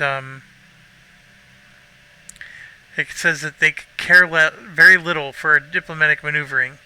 So these are keepers of knowledge. And they're the conservers. I'm guessing these are... yeah, it's a fallen empire. See that? Okay, so this is part of where the game starts to get cool. There's all kinds of different things you're going to run into. We're a fledgling race of people that have just learned how to expand the galaxy, right? A fallen empire is... They used to be, for lack of a better term, they used to be badasses. But now they're like the Roman Empire that's starting to crumble, right? They can wipe us out in a heartbeat. They don't care about us because we're just insignificant to them. We're sort of like a barbarian that's not even strong enough to be a barbarian, you know? But at the same token, we have the potential to surpass them because they're a fallen empire, so they're on the decline. And we're on the way up. So we could eventually pass them up. But until then, we have to be very, very careful because they can wipe us out. And it's a pretty interesting one for the first contact that we get. That's a real, race of people. I mean, there's marauders, which are basically they're just full-blown pirates. You can run into other fledgling empires that are just as fledgling as you. It's really interesting, the number of possibilities. Okay, so the reason why it's basically telling us it doesn't matter how we greet them. We could be, hey, we don't like you, and they'll be like, we don't care. So I'll go ahead and do this one. We found intelligent life for the first time. These aliens are very old. Their level of technology is far ahead of our own. And so... Special project complete. Okay, so you can see here, this is their realm, and they won't expand. That's the one nice thing about finding a fallen empire. They won't be expanding into our territory.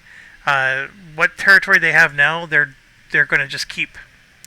And sometimes, though, depending on the type of fallen empire, like there might be a Gaia planet here, which is like a Garden of Eden type of planet.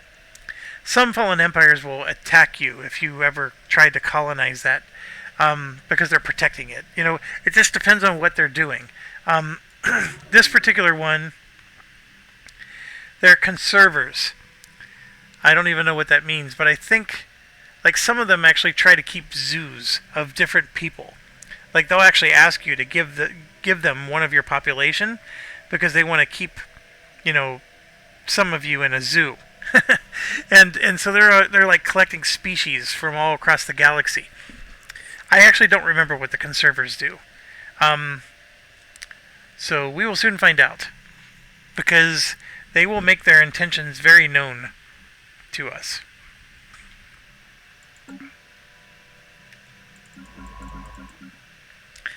Alright, so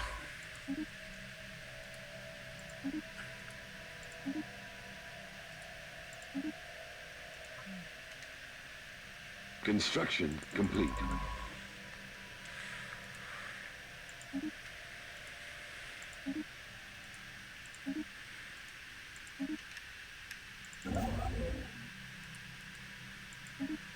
Get some mining stations going. Alright, so our Sky Dragon is hungry. Remember, we started the game with this little dragon outside of our system. We think it's hungry, so we could shoot a warning shot next time it comes close. Set aside some space for it to land in an excluded area. We need 75 influence. We don't have 75. We just continue to observe it. The good news is I can just set this off to the side and let the game go. We found another race. So we're going to try to get first contact going again. Anomaly detected.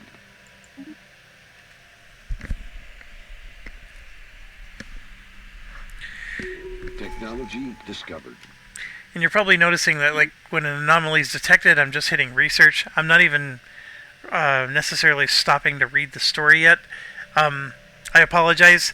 Some of it's just bad habit, because if you ever hope to finish a game of this magnitude, you do start flying through those things.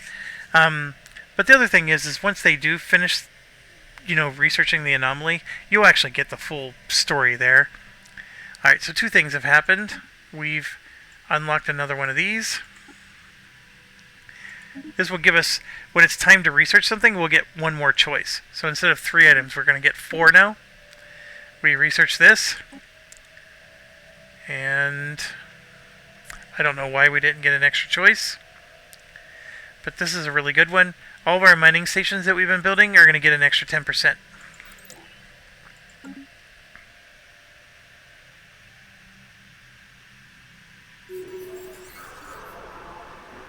So a new ruler was elected.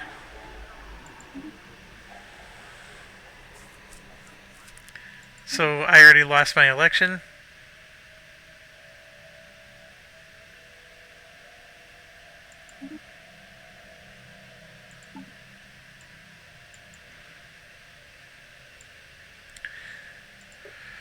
Alright, so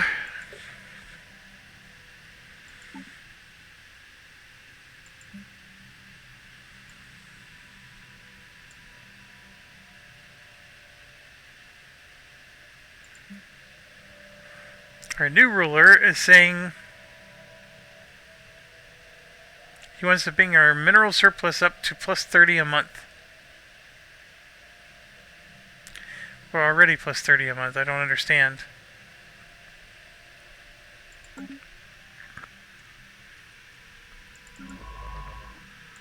Okay, so our scientist here needs something to do. I don't know why he stopped. Oh, because he got elected ruler, we lost our scientist. That's what happened. Yeah, this is getting in the way a lot. My apologies. This is a perfect one because it makes their survey speed better. So when you're trying to get a science ship, a scientist for a science ship. Technology discovered.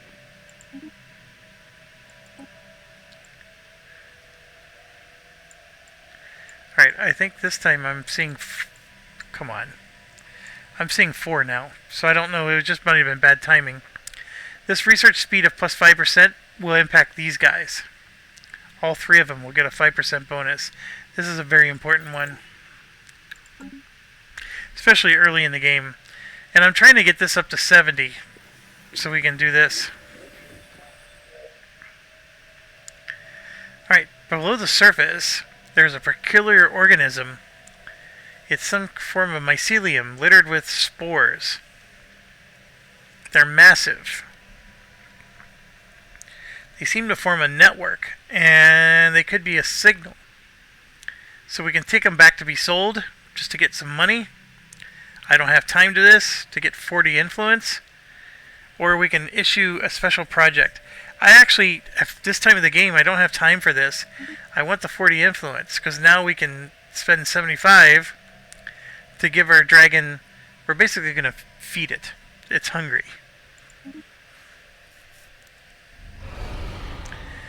Dragon appeared to realize our intentions and gracefully swooped down to rest in the area we had vacated. The large supply of food we left probably helped. It must be said the dragon has laid into it with astounding veracity, and we're observing it from a distance. So, what's going to happen here is our stability goes up by 10. It's going to produce 6 unity, which is an important thing because we're only producing 16 as it is. So 6 is a very significant jump. And also, but we are going to have to spend 15 food in upkeep. And it'll happen for the next 15 to 16 years. So we found a Cybrex. Remember, the Cybrex are the Precursors. We found a research station of theirs. And log updated. The log was updated, so we got to come back. And a new one appeared. We're going to go there.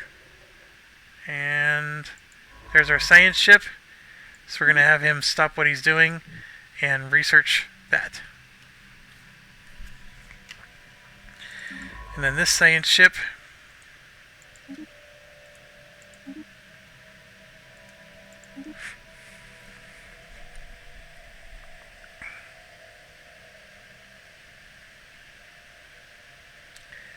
frozen remains of 1,000 aliens have been found. Came from a dozen different species. Cybrex machine consciousness ravaged part of the galaxy. So we got another project. Log updated. Roxalana 6, which is here. So I'm going to go ahead to have him research. Construction complete.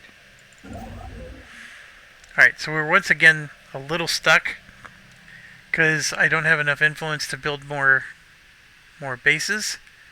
And here you can see we're negative. So by being 0.9 higher than our capacity, it's going to impact our technology cost, our tradition adoption cost, and our campaign and rare resource edict costs. The tradition adoption cost and the technology costs are probably the two most damaging. The tradition adoption is this thing. So right here, it's going to cost 700 to unlock the next one, right? That once this number gets more and more out of whack, that 700 will turn into 700 plus whatever the penalty is. So where do I want to go next? It'd be nice to maybe expand this way because there could be an alien race up here. We do know we discovered this alien race, so it would also be nice to expand at least to here. And then what we could do is we could build a star base here and then put a bunch of defense and stuff on that star base. So that way, if anybody does try to attack through this way, we have a defense system in place. I'm not too worried because these guys are so powerful, they could wipe out our star base. And I hit F1 here, which is the same as this. And you can see right now they're friendly towards us, which is good. And this is unavailable, but their relative power is based on our intel. And so here they're saying, what do you want? And we don't have a lot of choices. So we could try to offer like a trade deal, for example, and they have, we could say we want some of their living metal or whatever. But in my case, I would want some of their alloys, maybe.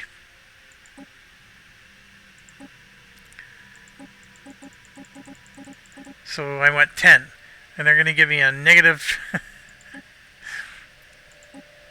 And then we would have to give them something. I have nothing to give them, so there's nothing to do here. They of course won't take that trade.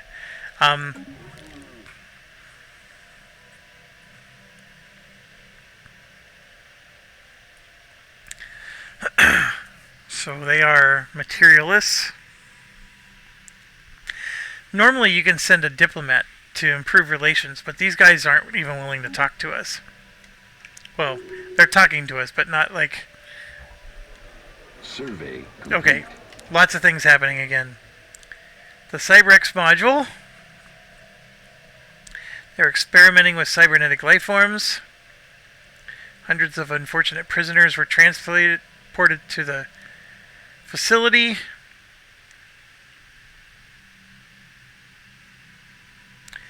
Okay, we're getting, you can see that we're finding 5 artifacts. We got +1 Cyberx artifact and some research. And here we have a new faction led by a scientist. They call themselves the Committee of Technological Progress. And then the Xeno Awareness Network and the Free Thought Alliance. So, okay, factions have finally arrived. And remember we were getting 3 influence a turn, now we're getting 5. It's because these factions, if they're happy with us, they will give us extra influence. And you can see here, we're satisfying all 4 of their, quote, demands. This one, they want to be in a federation. They want a new contact. And they want us to be proactive first contact, which we're not. We're basically cautious. So that's why we're failing 3 of their objectives. And so the influence that we get from them is minimal. And yeah, their approval rating of us is lower. Whereas up here, these guys, because we have we have big support from them, so we're getting a very large faction influence bonus. And then these guys want us to have science without borders. We need to sign research treaties with 3 other empires. We don't even know 3 other empires that can do research treaties. That fallen empire is surely not going to do one with us. So I can't satisfy this right now, even if I wanted to. So the more satisfied these guys are, the higher the influence they give you, which is going to affect us here, and it's going to make it so our construction ships aren't just sitting idle waiting for expansion. Now, remember I told you we were Democrats, and I'm sorry, we were the Liberty, we went the Liberty route, right, the egalitarian route, and we get a 90% bonus to our faction influence. That is this. So we're getting a 90% bonus to this. I think that 90% bonus is already factored in. So the 1.67 is with the 90%. I'm pretty sure. Because if you go up here, you can see their monthly gain is 5.52. We get 3 regularly, and we get an extra 2.52 from this. And so, yeah, that 90% is already a part of that. Now, these guys obviously are a little unhappy with us, so we can come in and embrace them, which will move things towards them and basically make our government aligned more with that faction. We can promote a faction, which causes their ethics attraction to go plus 100%. Because remember, this is xenophile. These are the xeno awareness. So, and then, but it costs us 2 influence to keep that going. And then we can suppress the faction, which makes the approval of them towards us go down. But then it's a negative 75. So basically, the people will stop joining this faction. Because this is our population right here, broken down. So most of our population is in this Free Thought Alliance. So we could actually promote them if we wanted, and make more and more people join them. But I don't want to lose the 2 influence. That extra 2 we're getting right now is huge. If we embrace them, then the other 2 get angry, and also it costs us 500 influence, which we don't have. So no worries there.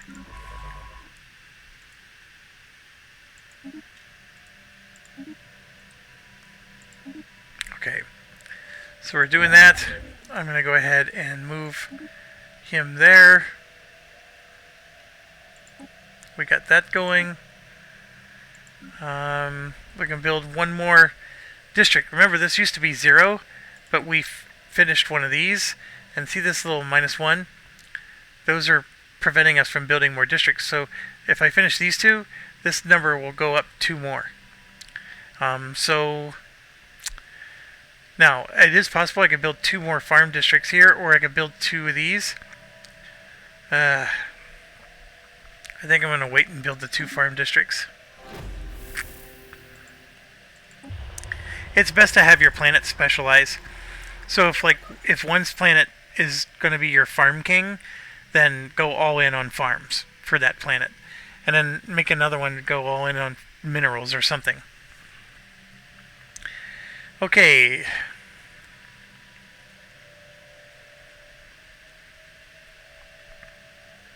Previously unknown alien civilization. Representatives from all branches of government are being briefed.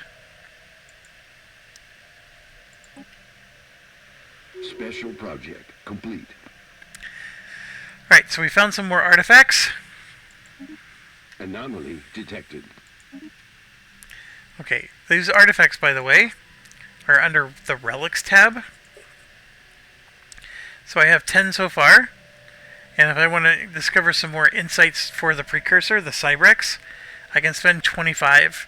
And what that does is that that accelerates, the event chain. Alright, so this scientist is done. I'll have him go up and do that one now. Survey complete.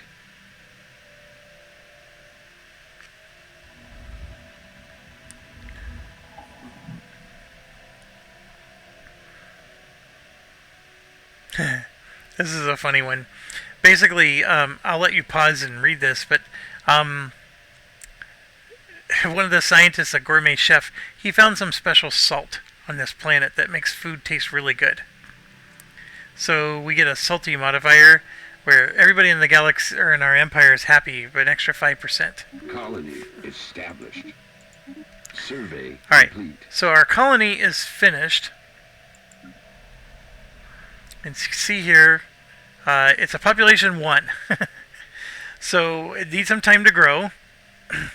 We have 12 districts, and I do have 1.9k, so I'm gonna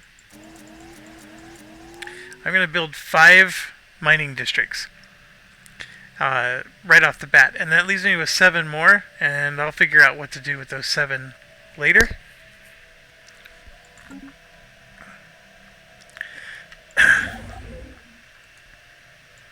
I'll go ahead and start my starbase.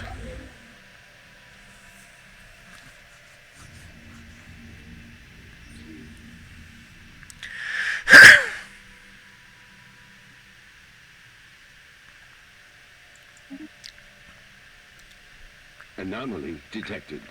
So all that was saying is, it was this one here. Basically, there was an interesting planet that had an interesting phenomenon, and that's what caused the 3 research to appear there. Construction complete.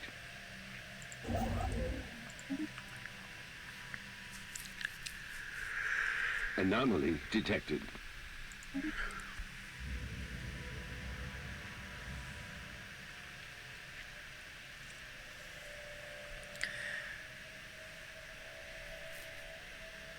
So again, another one that's going to add +4. Construction to there. complete. Anomaly detected.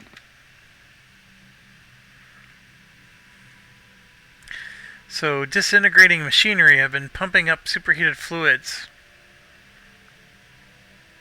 Their storage capacitors are broken or leaking, but some energy can still be siphoned. So we just gained 1,400 energy credits, and then some engineering research. That's pretty cool. And we're going to go ahead and get this one.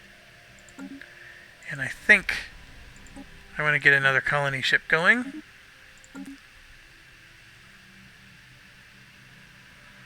I actually forgot. I should have done that a little bit earlier in terms of the way I like to play. Okay, this little up arrow that you see here is we researched some technology, and right now I got 3 Aardvark class ships, and they can be upgraded. So for 22.5 alloys, I'm going to go ahead and get them upgrading. And right now this is the estimated military strength. Discovered. It's 111. Log updated.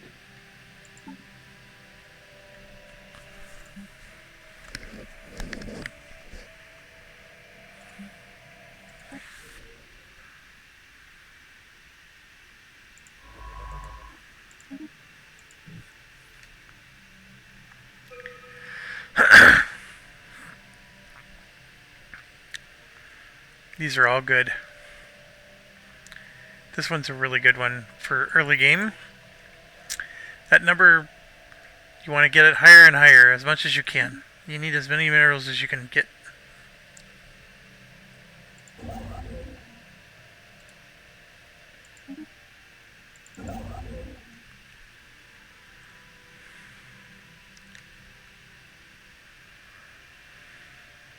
Survey complete.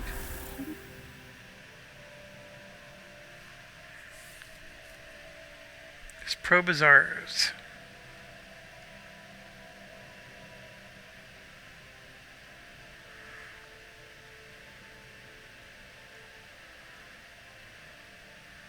Yeah, I'll pay him 100 for our probe.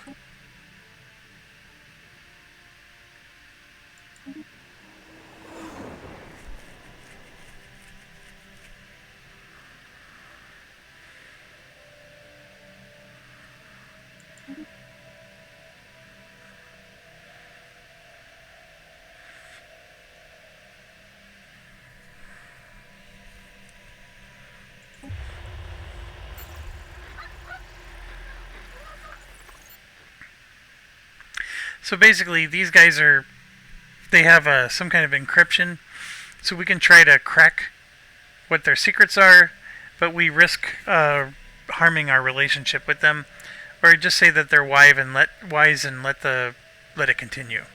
It's the more conservative approach. Oh, I meant to go here. Um, there's different filters you can click on that reduces the number of buildings you have to scroll through. But I want to make a hydroponics farm since this is becoming our farm empire. And you can see I can build 2 more farms. I have 1 district left, and I will use that to make minerals. Survey complete.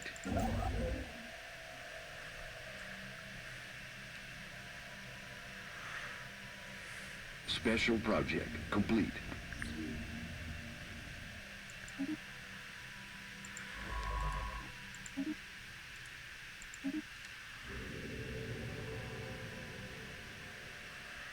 Log updated. Alright, so we found our probe. We're going to research it and then survey the system. One of our scientists leveled up. Anomaly detected. Ships upgraded. Alright, so we upgraded our fleet and it went from 111 to 107, so it actually got weaker. That's what you get for letting the ship designer do your designs for you, huh? See, what the reason is because it changed us to a picket ship. That's a bunch of malarkey.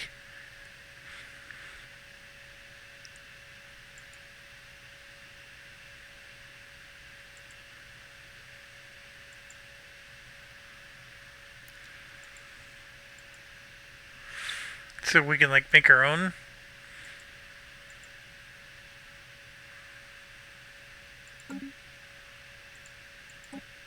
You can even click autocomplete and then have it auto upgrade. So this Castaigne style ship, and then I can delete that design. So now this is the type of ship we're going to make. So it's not a point defense. The only unfortunate part is I got to upgrade them again. But I guarantee you, I'm going to be higher than 107, or I should be. I'll be really shocked if that doesn't work.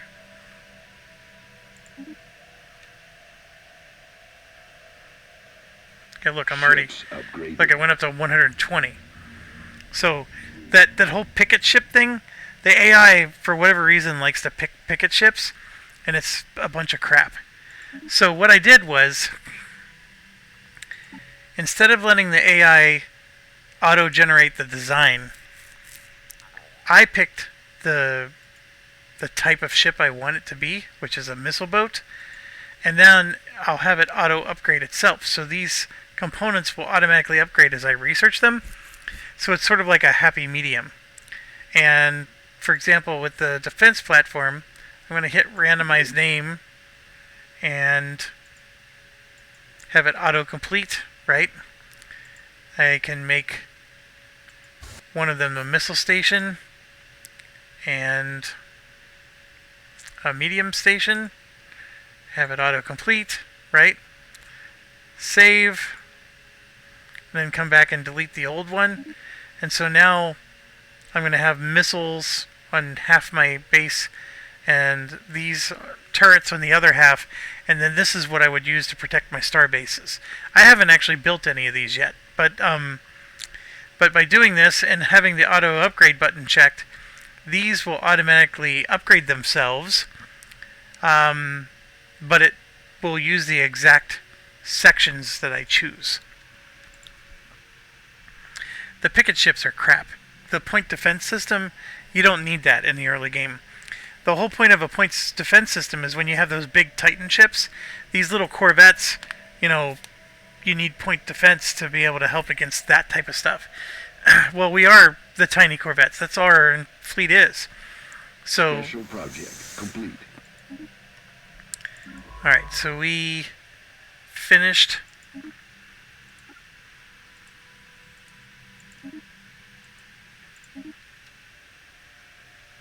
I only got one more to go. Survey complete. Alright, so...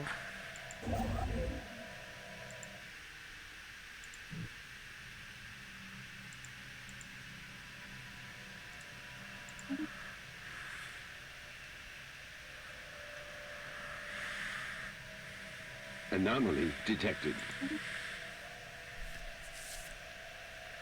You can see all the planets are building Anomaly something. detected.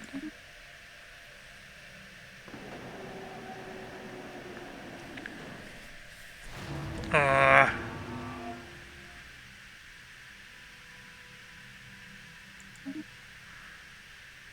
okay, so our colony on Roxalana Prime is experiencing feral behavior.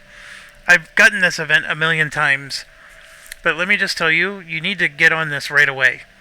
So crime has just gone up, but the population growth speed has also gone up, and you might think, oh, that's no big deal. It is a huge problem. So, oh, there's nothing I can do about it just yet. So yeah, everybody's thinking, oh, it's no big deal. But what's going to happen is there's something on the planet that's causing the people to go crazy, and we need to get to the bottom of it.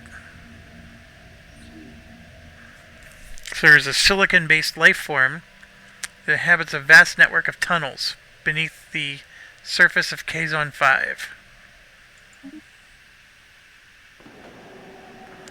Yep, see, it's getting out of hand. The crime just went up 25, but the population growth speed went up 35%. Construction complete.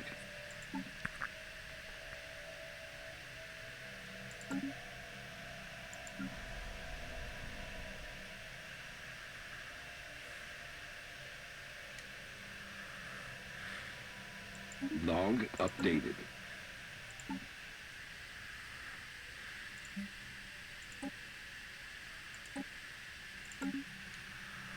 Technology discovered. Survey complete. Okay, so everything's spiraling out of control, and now we can finally do something. So, a special project Updated. appeared, and we got to do this right away. So this special project is Feral Overload, and what it's going to do is it's going to cost 500 research points. So that means that whatever we're researching right now, this is going to be delayed. All of our research points are going to go into resolving this situation instead of researching whatever it is that we currently have under research. That's why it stinks, but I'm telling you, do it immediately. Don't pass go, don't collect $200. The situation continually gets worse and worse the more you ignore it. And then we research this, which is great. It's going to make this go up. That should have made... Excuse me. I don't understand why I'm not currently satisfying this. Or maybe it's at the end of the term is when this finally gets satisfied. But we're way over 30. We're at 73. Okay, again, they're all good. These are going to help our ships to be stronger and defense. But this one here is a special building that makes our mineral production go higher. And sometimes we don't get that very often. So I'm going to go ahead and take that. This is a fantastic one. So we're going to go ahead and all I have to do is go there. I don't need to survey it because that's where the probe is.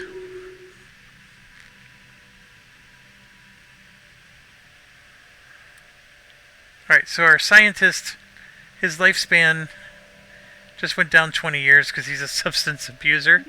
That's just an RNG thing. There's nothing I did that caused that. Evading hostiles. Alright, so updated. There's some hostiles here, which I'm going to change the fleet stance.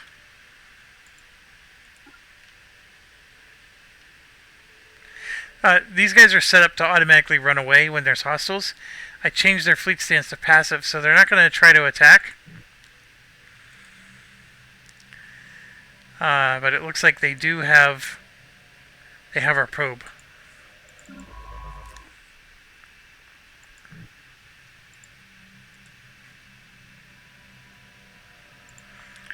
And their strength is 743, My fleet strength is only 120.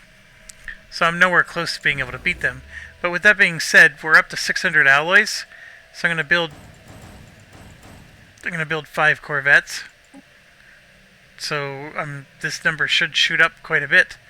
3 of them are at 120. I just built 5. So we should at least get to around 300. I don't know what to do. This is where our last probe was. Hostiles are preventing us from getting it. I get it. So we gotta take out the hostiles. So I'll go ahead and survey this way then. And keep him busy.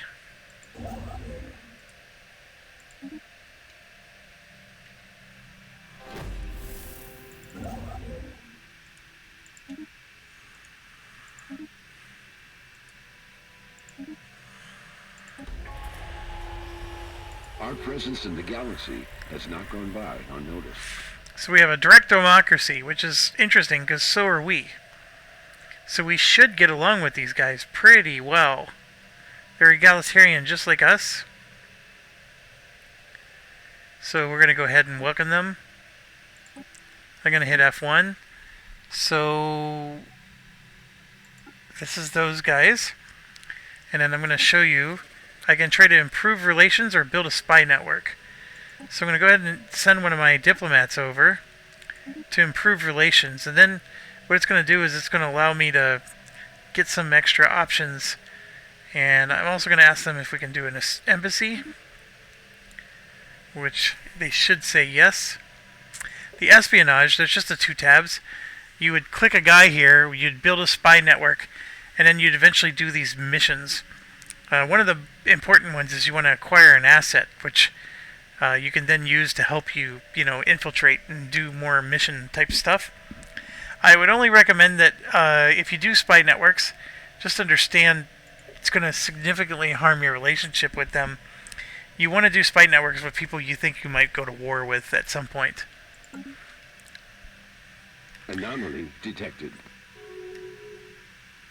Alright, so we got another Cybrex. Alright, so their civilization, you can see, is here. And I've been wanting to build this starbase here for a long time. And I'm going to have to, because look, they're already there. So I can't even go any further into this direction. So this is going to be our border. Border town, if you will. And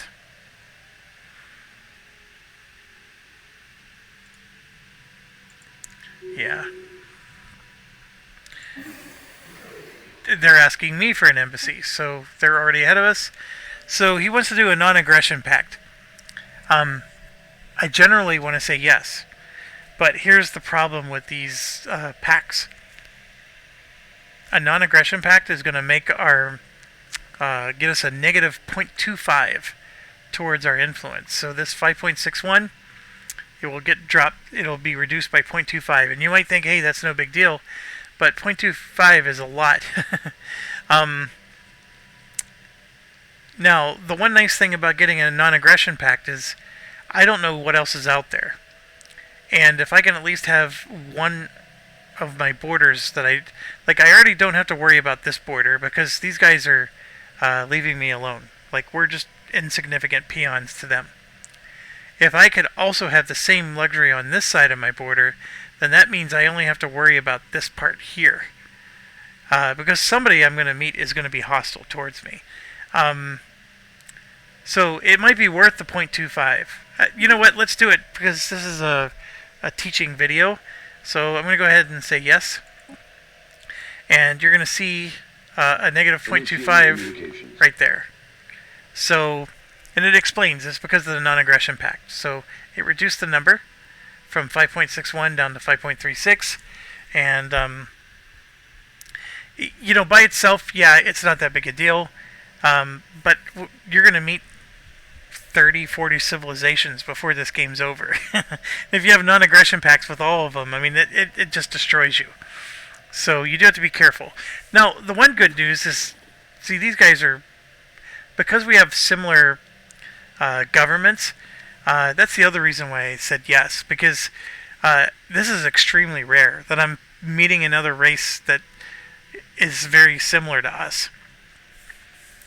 Now, what they want to do is they want to create a commercial pact, which, excuse me, normally it would tell us, here it is. So if we do a commercial pact, it's going to cost another 0.25, and the trust goes up.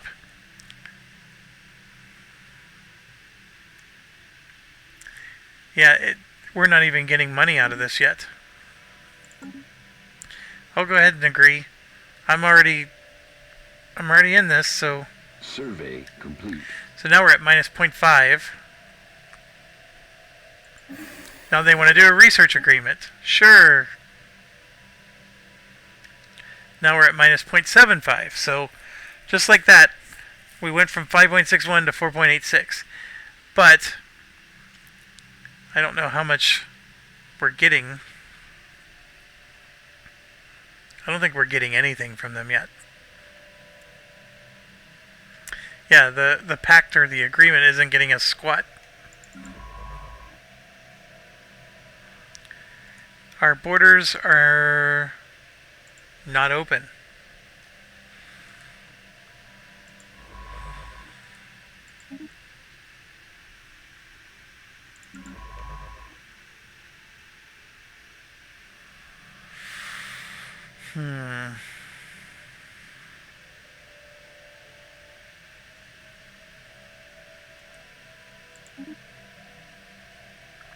So I could send them to do that, or I could have them start excavating. Yeah. No, we'll send them. Technology discovered. So that research speed up 5%. Now all of my numbers got better. I know some people would say this is a waste, but the survey speed plus 25% to me is worth it alone. But automatic surveying is awesome, because then now I can tell all my science ships to just automatically survey. And so it's basically auto explore. So I don't have to micromanage it anymore. And then we're going to finish this whole tree right now. We're going to get researcher upkeep minus 20%. We just completed the whole tree, which is going to make our research speed go up by plus 10%. And then over here, I'm going to take technological... There's a whole bunch of choices we get to make. But the one I always take is this one. It's going to make our research speed go up another 10%. And rare technologies are now going to appear 1.5 times the normal rate. So I just got a 10% bump for finishing this, a 10% bump for that, and now all of a sudden, I'm in the 40s, 30s. Just like that. I just gave myself a 20% bump to my technology research. That's pretty good. Construction complete.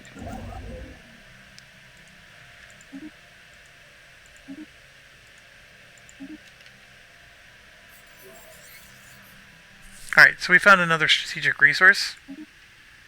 These volatile motes. Special project complete. Okay, so remember that feral behavior where our people were going crazy? We found out that it's a fungus that releases spores that are vented out of the caves. And if we let them live, we can utilize the cave mushrooms, or we just kill them. I don't even remember what happens if you let them live. I always kill them because I don't want crime. Crime is crappy. So we had to spend points there. Now we got to spend engineering points to figure out how to exterminate them. So that's what we're going to do next.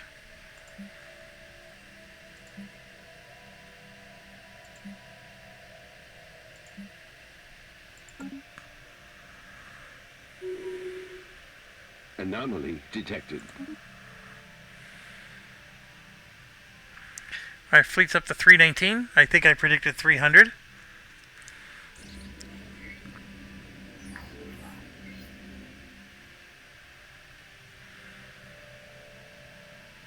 Oh, we got ourselves some nice research there. Anomaly detected. Colony established. Alright, so we got Actually, I got three. I think there's nothing going on in any of these, so all my districts are built. I can build 2 more buildings. I honestly don't know what to build. I got a commercial zone, which is helping me with the amenity front. There's another farm building we can build. I can just build another hydroponic farm. That's probably not the worst thing. And then maybe a research lab. Because we are getting a research bonus, and we already have a lab there. This one, we need to figure out how to clear out dense jungles. See right there, you can see missing technology, selective defoliants. So I need a technology before I get to spend the 500. We built all the mining we can. There's still 7 left.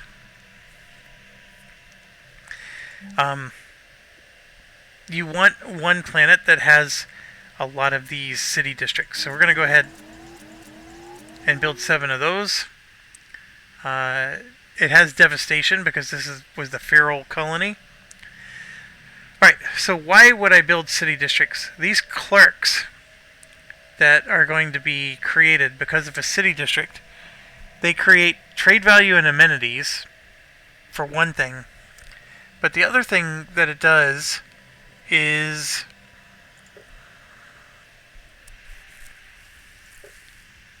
the city district will make this number grow. It's not the city district itself. It's actually this building right here, the administrative office. So bureaucrats turn consumer goods into administrative capacity. So I'll be able to convert these into making that number grow. So by doing what I did there, I'm going to... Actually, I don't know if I need the city district. The clerks aren't what do it. This is not a clerk job.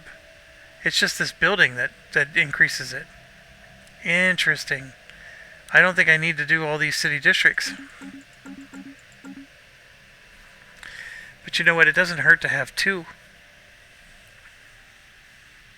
Yeah, it doesn't hurt at all to have 2. So then I'm going to go ahead and do some food. And then, yeah, we'll make an administrative office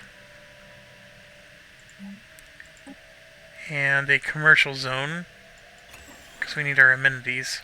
And then we got this one that can have 8. Now, this one we're going to do something completely different. We're going to just build an industrial... This is going to be our industrial colony. Special project complete. Alright, so we exterminated everything. There's going to be a clave cleaner job now. There's 3 of them. And so now the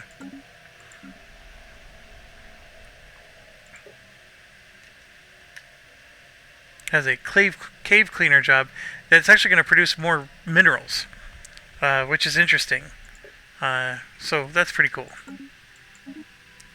Alright, administrative capacity went up 5%, which this will get better as we have more capacity, but we're at least up to 52. And remember I said I really love this one? Well, let's not pass up on that one now, although both of these are super good too. Okay, they're asking us for a defensive pact. I'm going to decline that one. I'm already taking enough hit. The defensive pact is going to do another... it might even be a 0.5.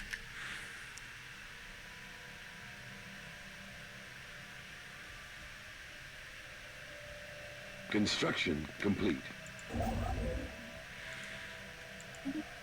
We're going to build that outpost right away. I know I have minerals to exploit there, but I'll do that later. Log updated. Alright, so we got this.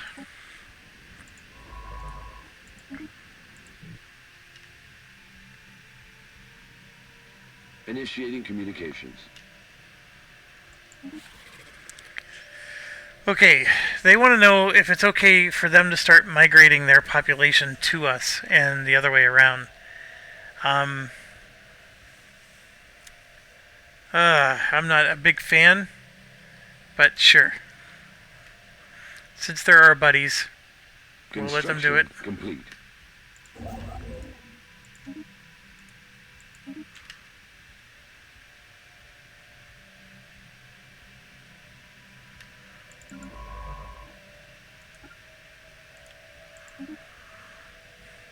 Special project complete.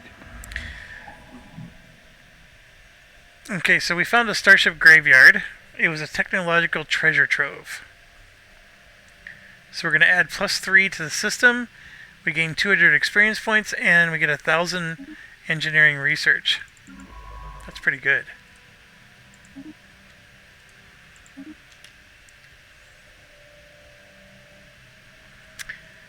Artificially constructed object, carefully concealed.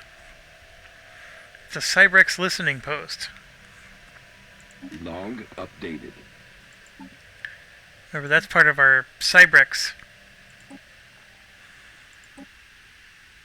This will be the 5th of 6 items we need to do. The 6th one, I'm pretty sure, has to be these 25 points. We only have 15 right now. Construction complete.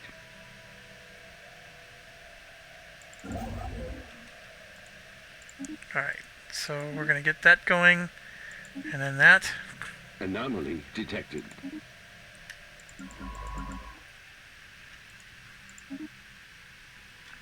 No, I don't need to go there. I'm going to go that way.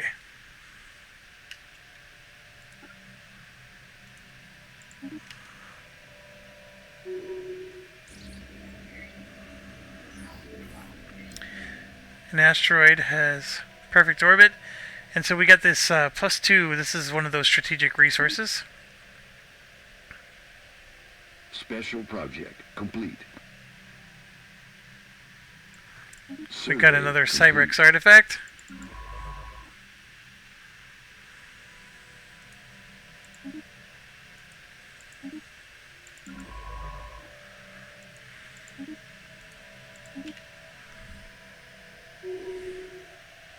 Anomaly detected.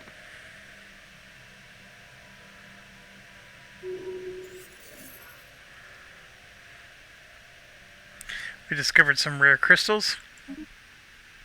Strategic Technology resource. discovered. This is a very important building. This one actually is what I'm referring to. All of our mineral miners get +1 mineral. So obviously it's a building you want to build on a planet that specializes in mining. And this will increase the hit points of our corvettes. This will make the build speed and cost lower. Again, they're all good. The planetary build speed of 25%. That'll make it faster to build these buildings that I'm doing, or the districts. Anomaly detected. And this one here, we had run out of those, but now we can build the rest. Anomaly detected.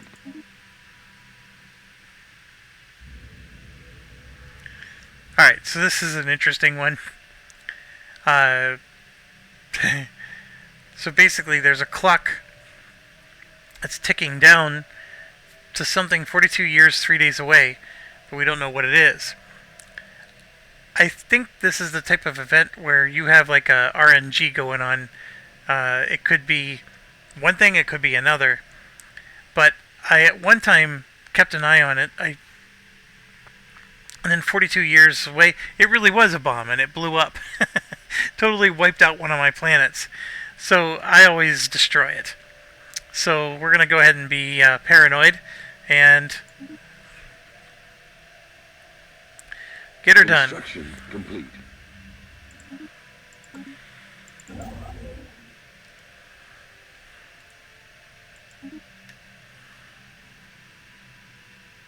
Survey complete.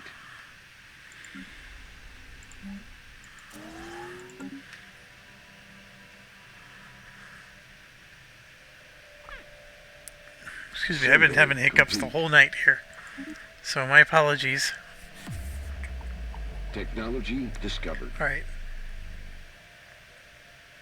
Our ambassador has been stationed there. He got himself in a mess.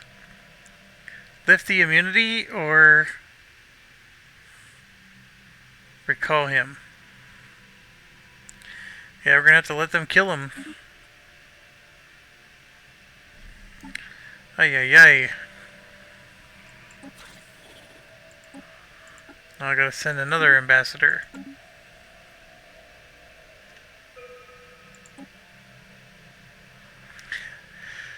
So this is a building that will increase population speed, but it also gives you amenities, which is good. Amenities you need to keep your people happy.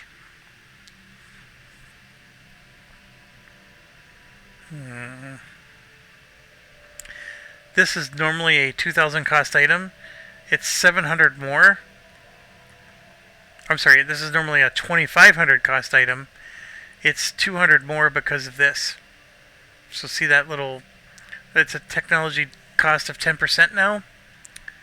So things are becoming more expensive, but the expansion is worth it. Survey complete. We found another colonizable system.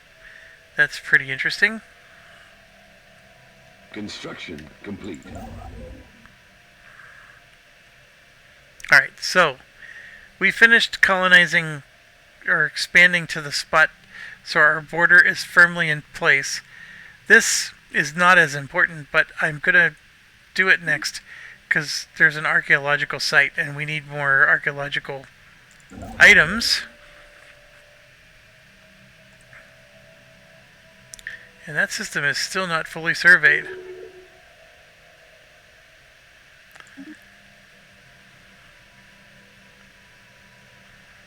Alright, so we did satisfy our campaign promise, and so we got another 137 unity for it. Technology discovered. This is an important one, just for your own sanity. Okay, so this is more energy for our ships. This is more money. It's a building you can build. Better defense for your ships. Your colonies will finish 50% faster.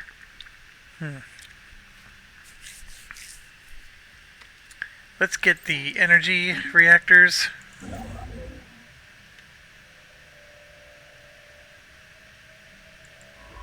Survey complete. Okay, so we finished the technology, so now this button is available, which says automatic surveying. I'm going to click it, and now they're just going to pick a spot and go. Construction complete.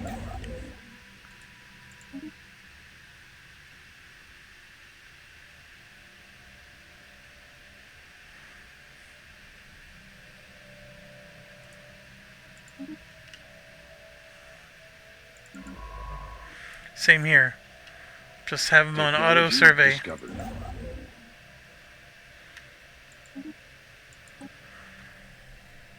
Okay, planetary build speed is important.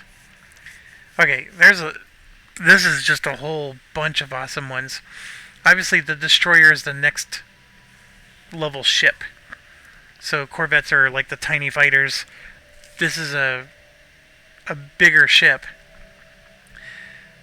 This allows us to get those little rare resources. So this is one of the technologies we need to start getting access to the better resources that we need. It's more for, we don't need those resources yet, but that point is coming very soon. So we need to get access to these strategic resources. This one is going to cause our city housing to get a +1, which basically means we can have more population. But those are those blue districts. And then this one here is a Starhold, which is the upgrade to our star base. Also very important. But of all these, this is the more, like, if you pass on this, it might be forever before you see it again. Anomaly So detected. you take it when you get it, basically.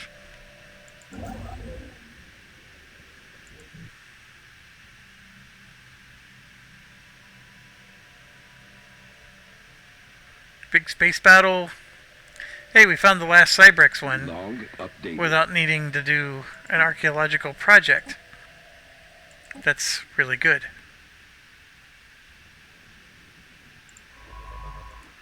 And of course, it's the same system. Okay, so we get to get our next one. Alright, we got Discovery. Now we're going to do Expansion.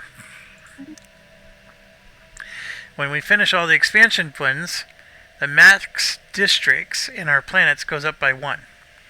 So we'll be able to build another district. And then this, of course, will help us with colonization. All new colonies start with an additional population and our growth speed. Plus, the cost to build a new starbase the influence cost is going to go down, which is very important. Our empire sprawl, which is this number here that's red, it'll be reduced for systems and colonies by 25%. And then here is going to be a way to get money. We're losing money right now. So our starbase upkeep will be reduced by 20%. Survey complete.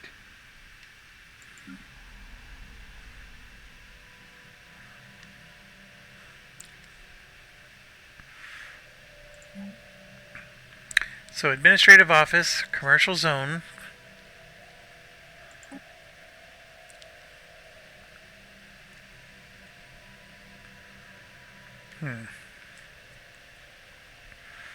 We could put a mineral plant to make the minerals go up, and even a food plant because we have several foods there.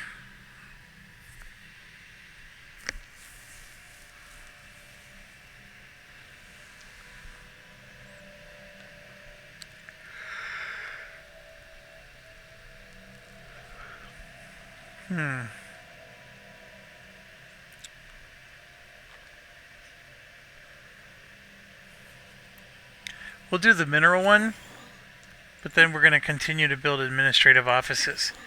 Now, the administrative offices are important because as people fill that bureaucrat job, this number goes up. And you need like a planet that's almost dedicated to bureaucracy.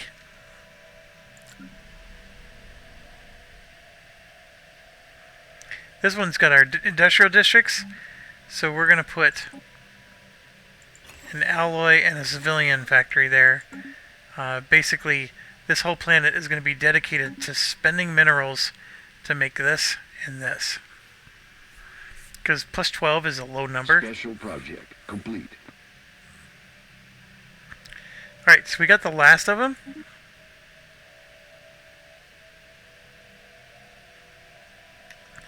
So now the Cybrex home system has been located. Because we gathered all the artifacts. We found out where their home system is. It's called Cybrex Prime. So this unlocks a new chain. And you can see it here.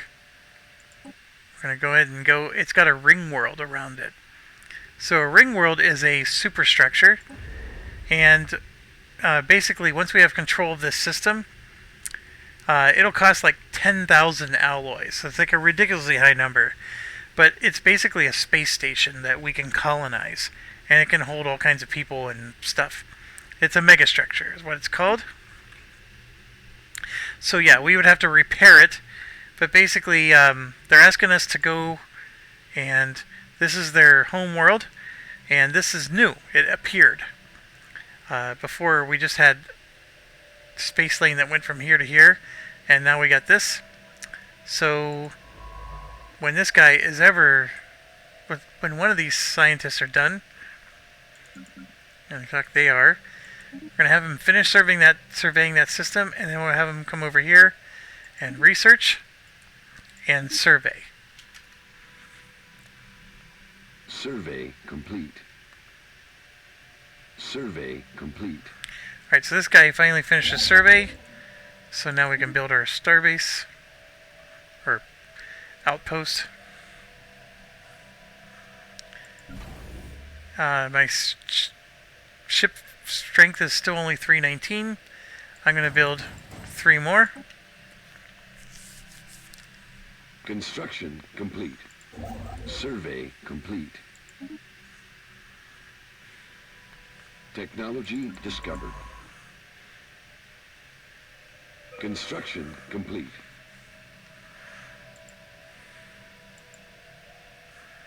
Okay, I don't need this guy to do what he's doing.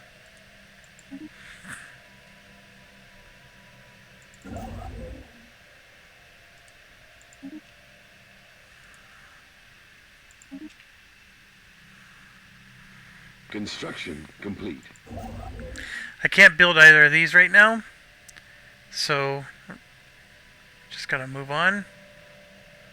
I would like to keep going this way, but these aren't surveyed yet. So I will go ahead and move there.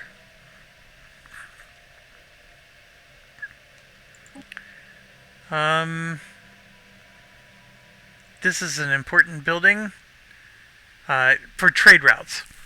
Basically, it improves the amount of money you get from trade. Sometimes you're going to build some star bases just to control trade. So it's a nice little starbase add-on.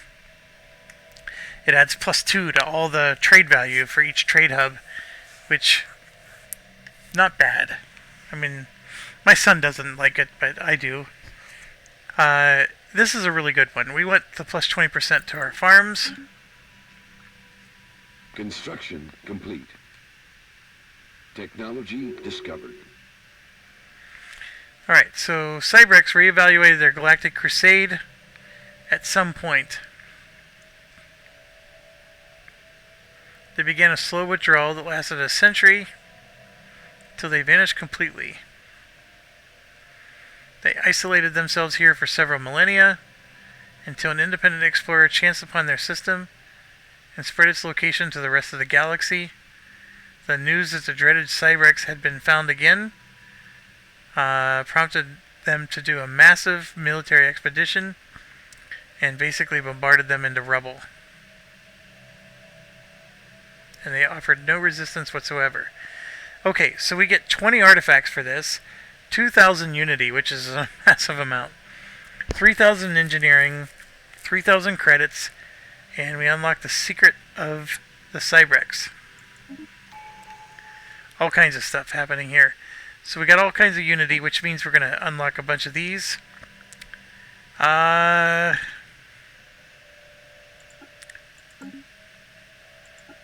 Oops. The 10% population growth speed is what you want to unlock as quickly as you can. We finished that. Right, so yeah, so we will now be able to exploit these resources. If I finish this one will let us get the exotic gases.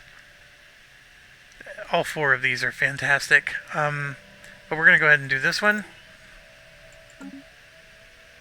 Survey complete. So survey's already complete. Technology discovered.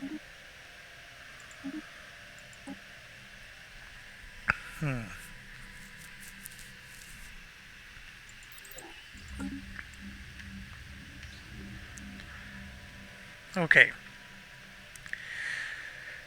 So we can get a technology just straight up. Get afterburner technology, which is, I don't know, it's probably a mid-game level technology. Or we can add +3 alloys to the planet. So basically, as soon as we build a mining station there, we're going to get +3 to our income for the rest of the game. To be quite honest, the +3 is way more attractive, especially this early in the game. So where did I find that, though, is the question. Was it there? It's somewhere where I have a scientist right now. I think it's this one. So I got to expand my empire all the way to there in order to get it. That's probably the one mistake I made. I don't know if I'll be able to. And look, we just found hostiles right there. Survey complete.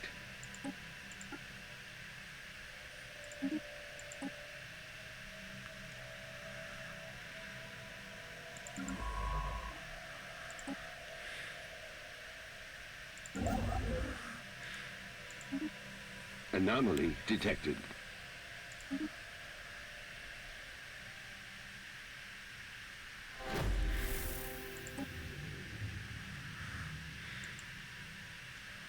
Looks like a mushroom empire.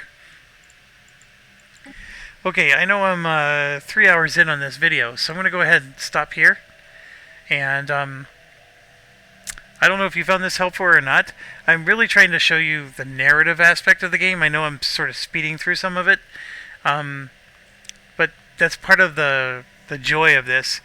And I know it may seem like it's not very exciting. So far, all we've been doing is surveying and expanding, right?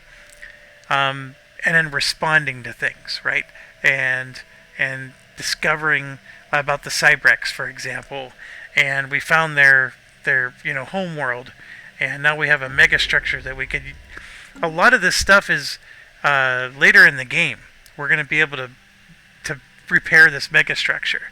And then, use that ring world for ourselves. There are resources that, for example, these rare crystals, I'm researching the technology right now that's going to let me use those rare crystals, so I can start harvesting those. I have a probe here that's protected by these jerks, and I need to get a fleet strong enough to go and destroy them. You're starting to see how things are developing, and I also have contact with two alien races, one being a superpower that's on the decline, like the Roman Empire, and then another one that's actually pretty equally matched and yoked with us, and we get along with them fantastic, which, by the way, most games that is not the case. I have a contact with another one here. I don't know if this contact is going to be another civilization that's up here, or it could just be something like these Leviathans, which turned out to be neutral, gas grazing, cattle. So the game is slowly unfolding, and it would unfold a little quicker if I'm not slowing down to read everything, or explain everything. But as the game goes on, you get to this spot where there's definitely going to be some tension. Somebody is going to declare war on you, whether you like it or not. And so getting your fleet strength up is critically important. And having star bases to defend yourself, blah, blah, blah. We do want to expand this way, because this is a colonizable planet. So I need to get my empire over to there, just so I can, colonize another world. The more population I have, the more resources I make. The more resources I make, the more powerful I get. It's pretty standard formula there. I'm red on a few areas, but you can see I'm not really panicking. You don't have to be in the positive all the time. I have 7,700 energy. I'm losing 29 a month. Eventually that will tick down to 0, but I could always just go here and sell 500 of these to get 347 more, and then limp along for another couple months. I know it doesn't, there's options, and maybe by the time this gets, precariously low, I'll have figured out another way to make money. One of those ways is you can see here I have 3 trade and 3 trade. So if I built a starbase here and turn that starbase into like a trade hub, the trade hubs, what they do is they go out in every direction and collect trade. So if I built a starbase here with a trade hub inside of it, in fact our home world has one of those. Let's see, we're here. We have a trade hub. Where is it? Right there, a trade hub. So you can see where it says collection range +1. So what it does is it collects all trade from this star realm, and then anything that's +1 away. If I had 2 trade hubs here, it would actually go 2 away. And then what it does is it just collects all the trade, and then of course it sends it back to the home world. So I would get 3 + 3, I would get 6 more trade. and that directly impacts this number. That 40.85 that you see under the produce section would actually become 46.85. It would actually, I really would make a dent in my income that way. Anyways, thanks for watching, as always, and in this day and age, of course, stay healthy and safe, and as always, stay awesome.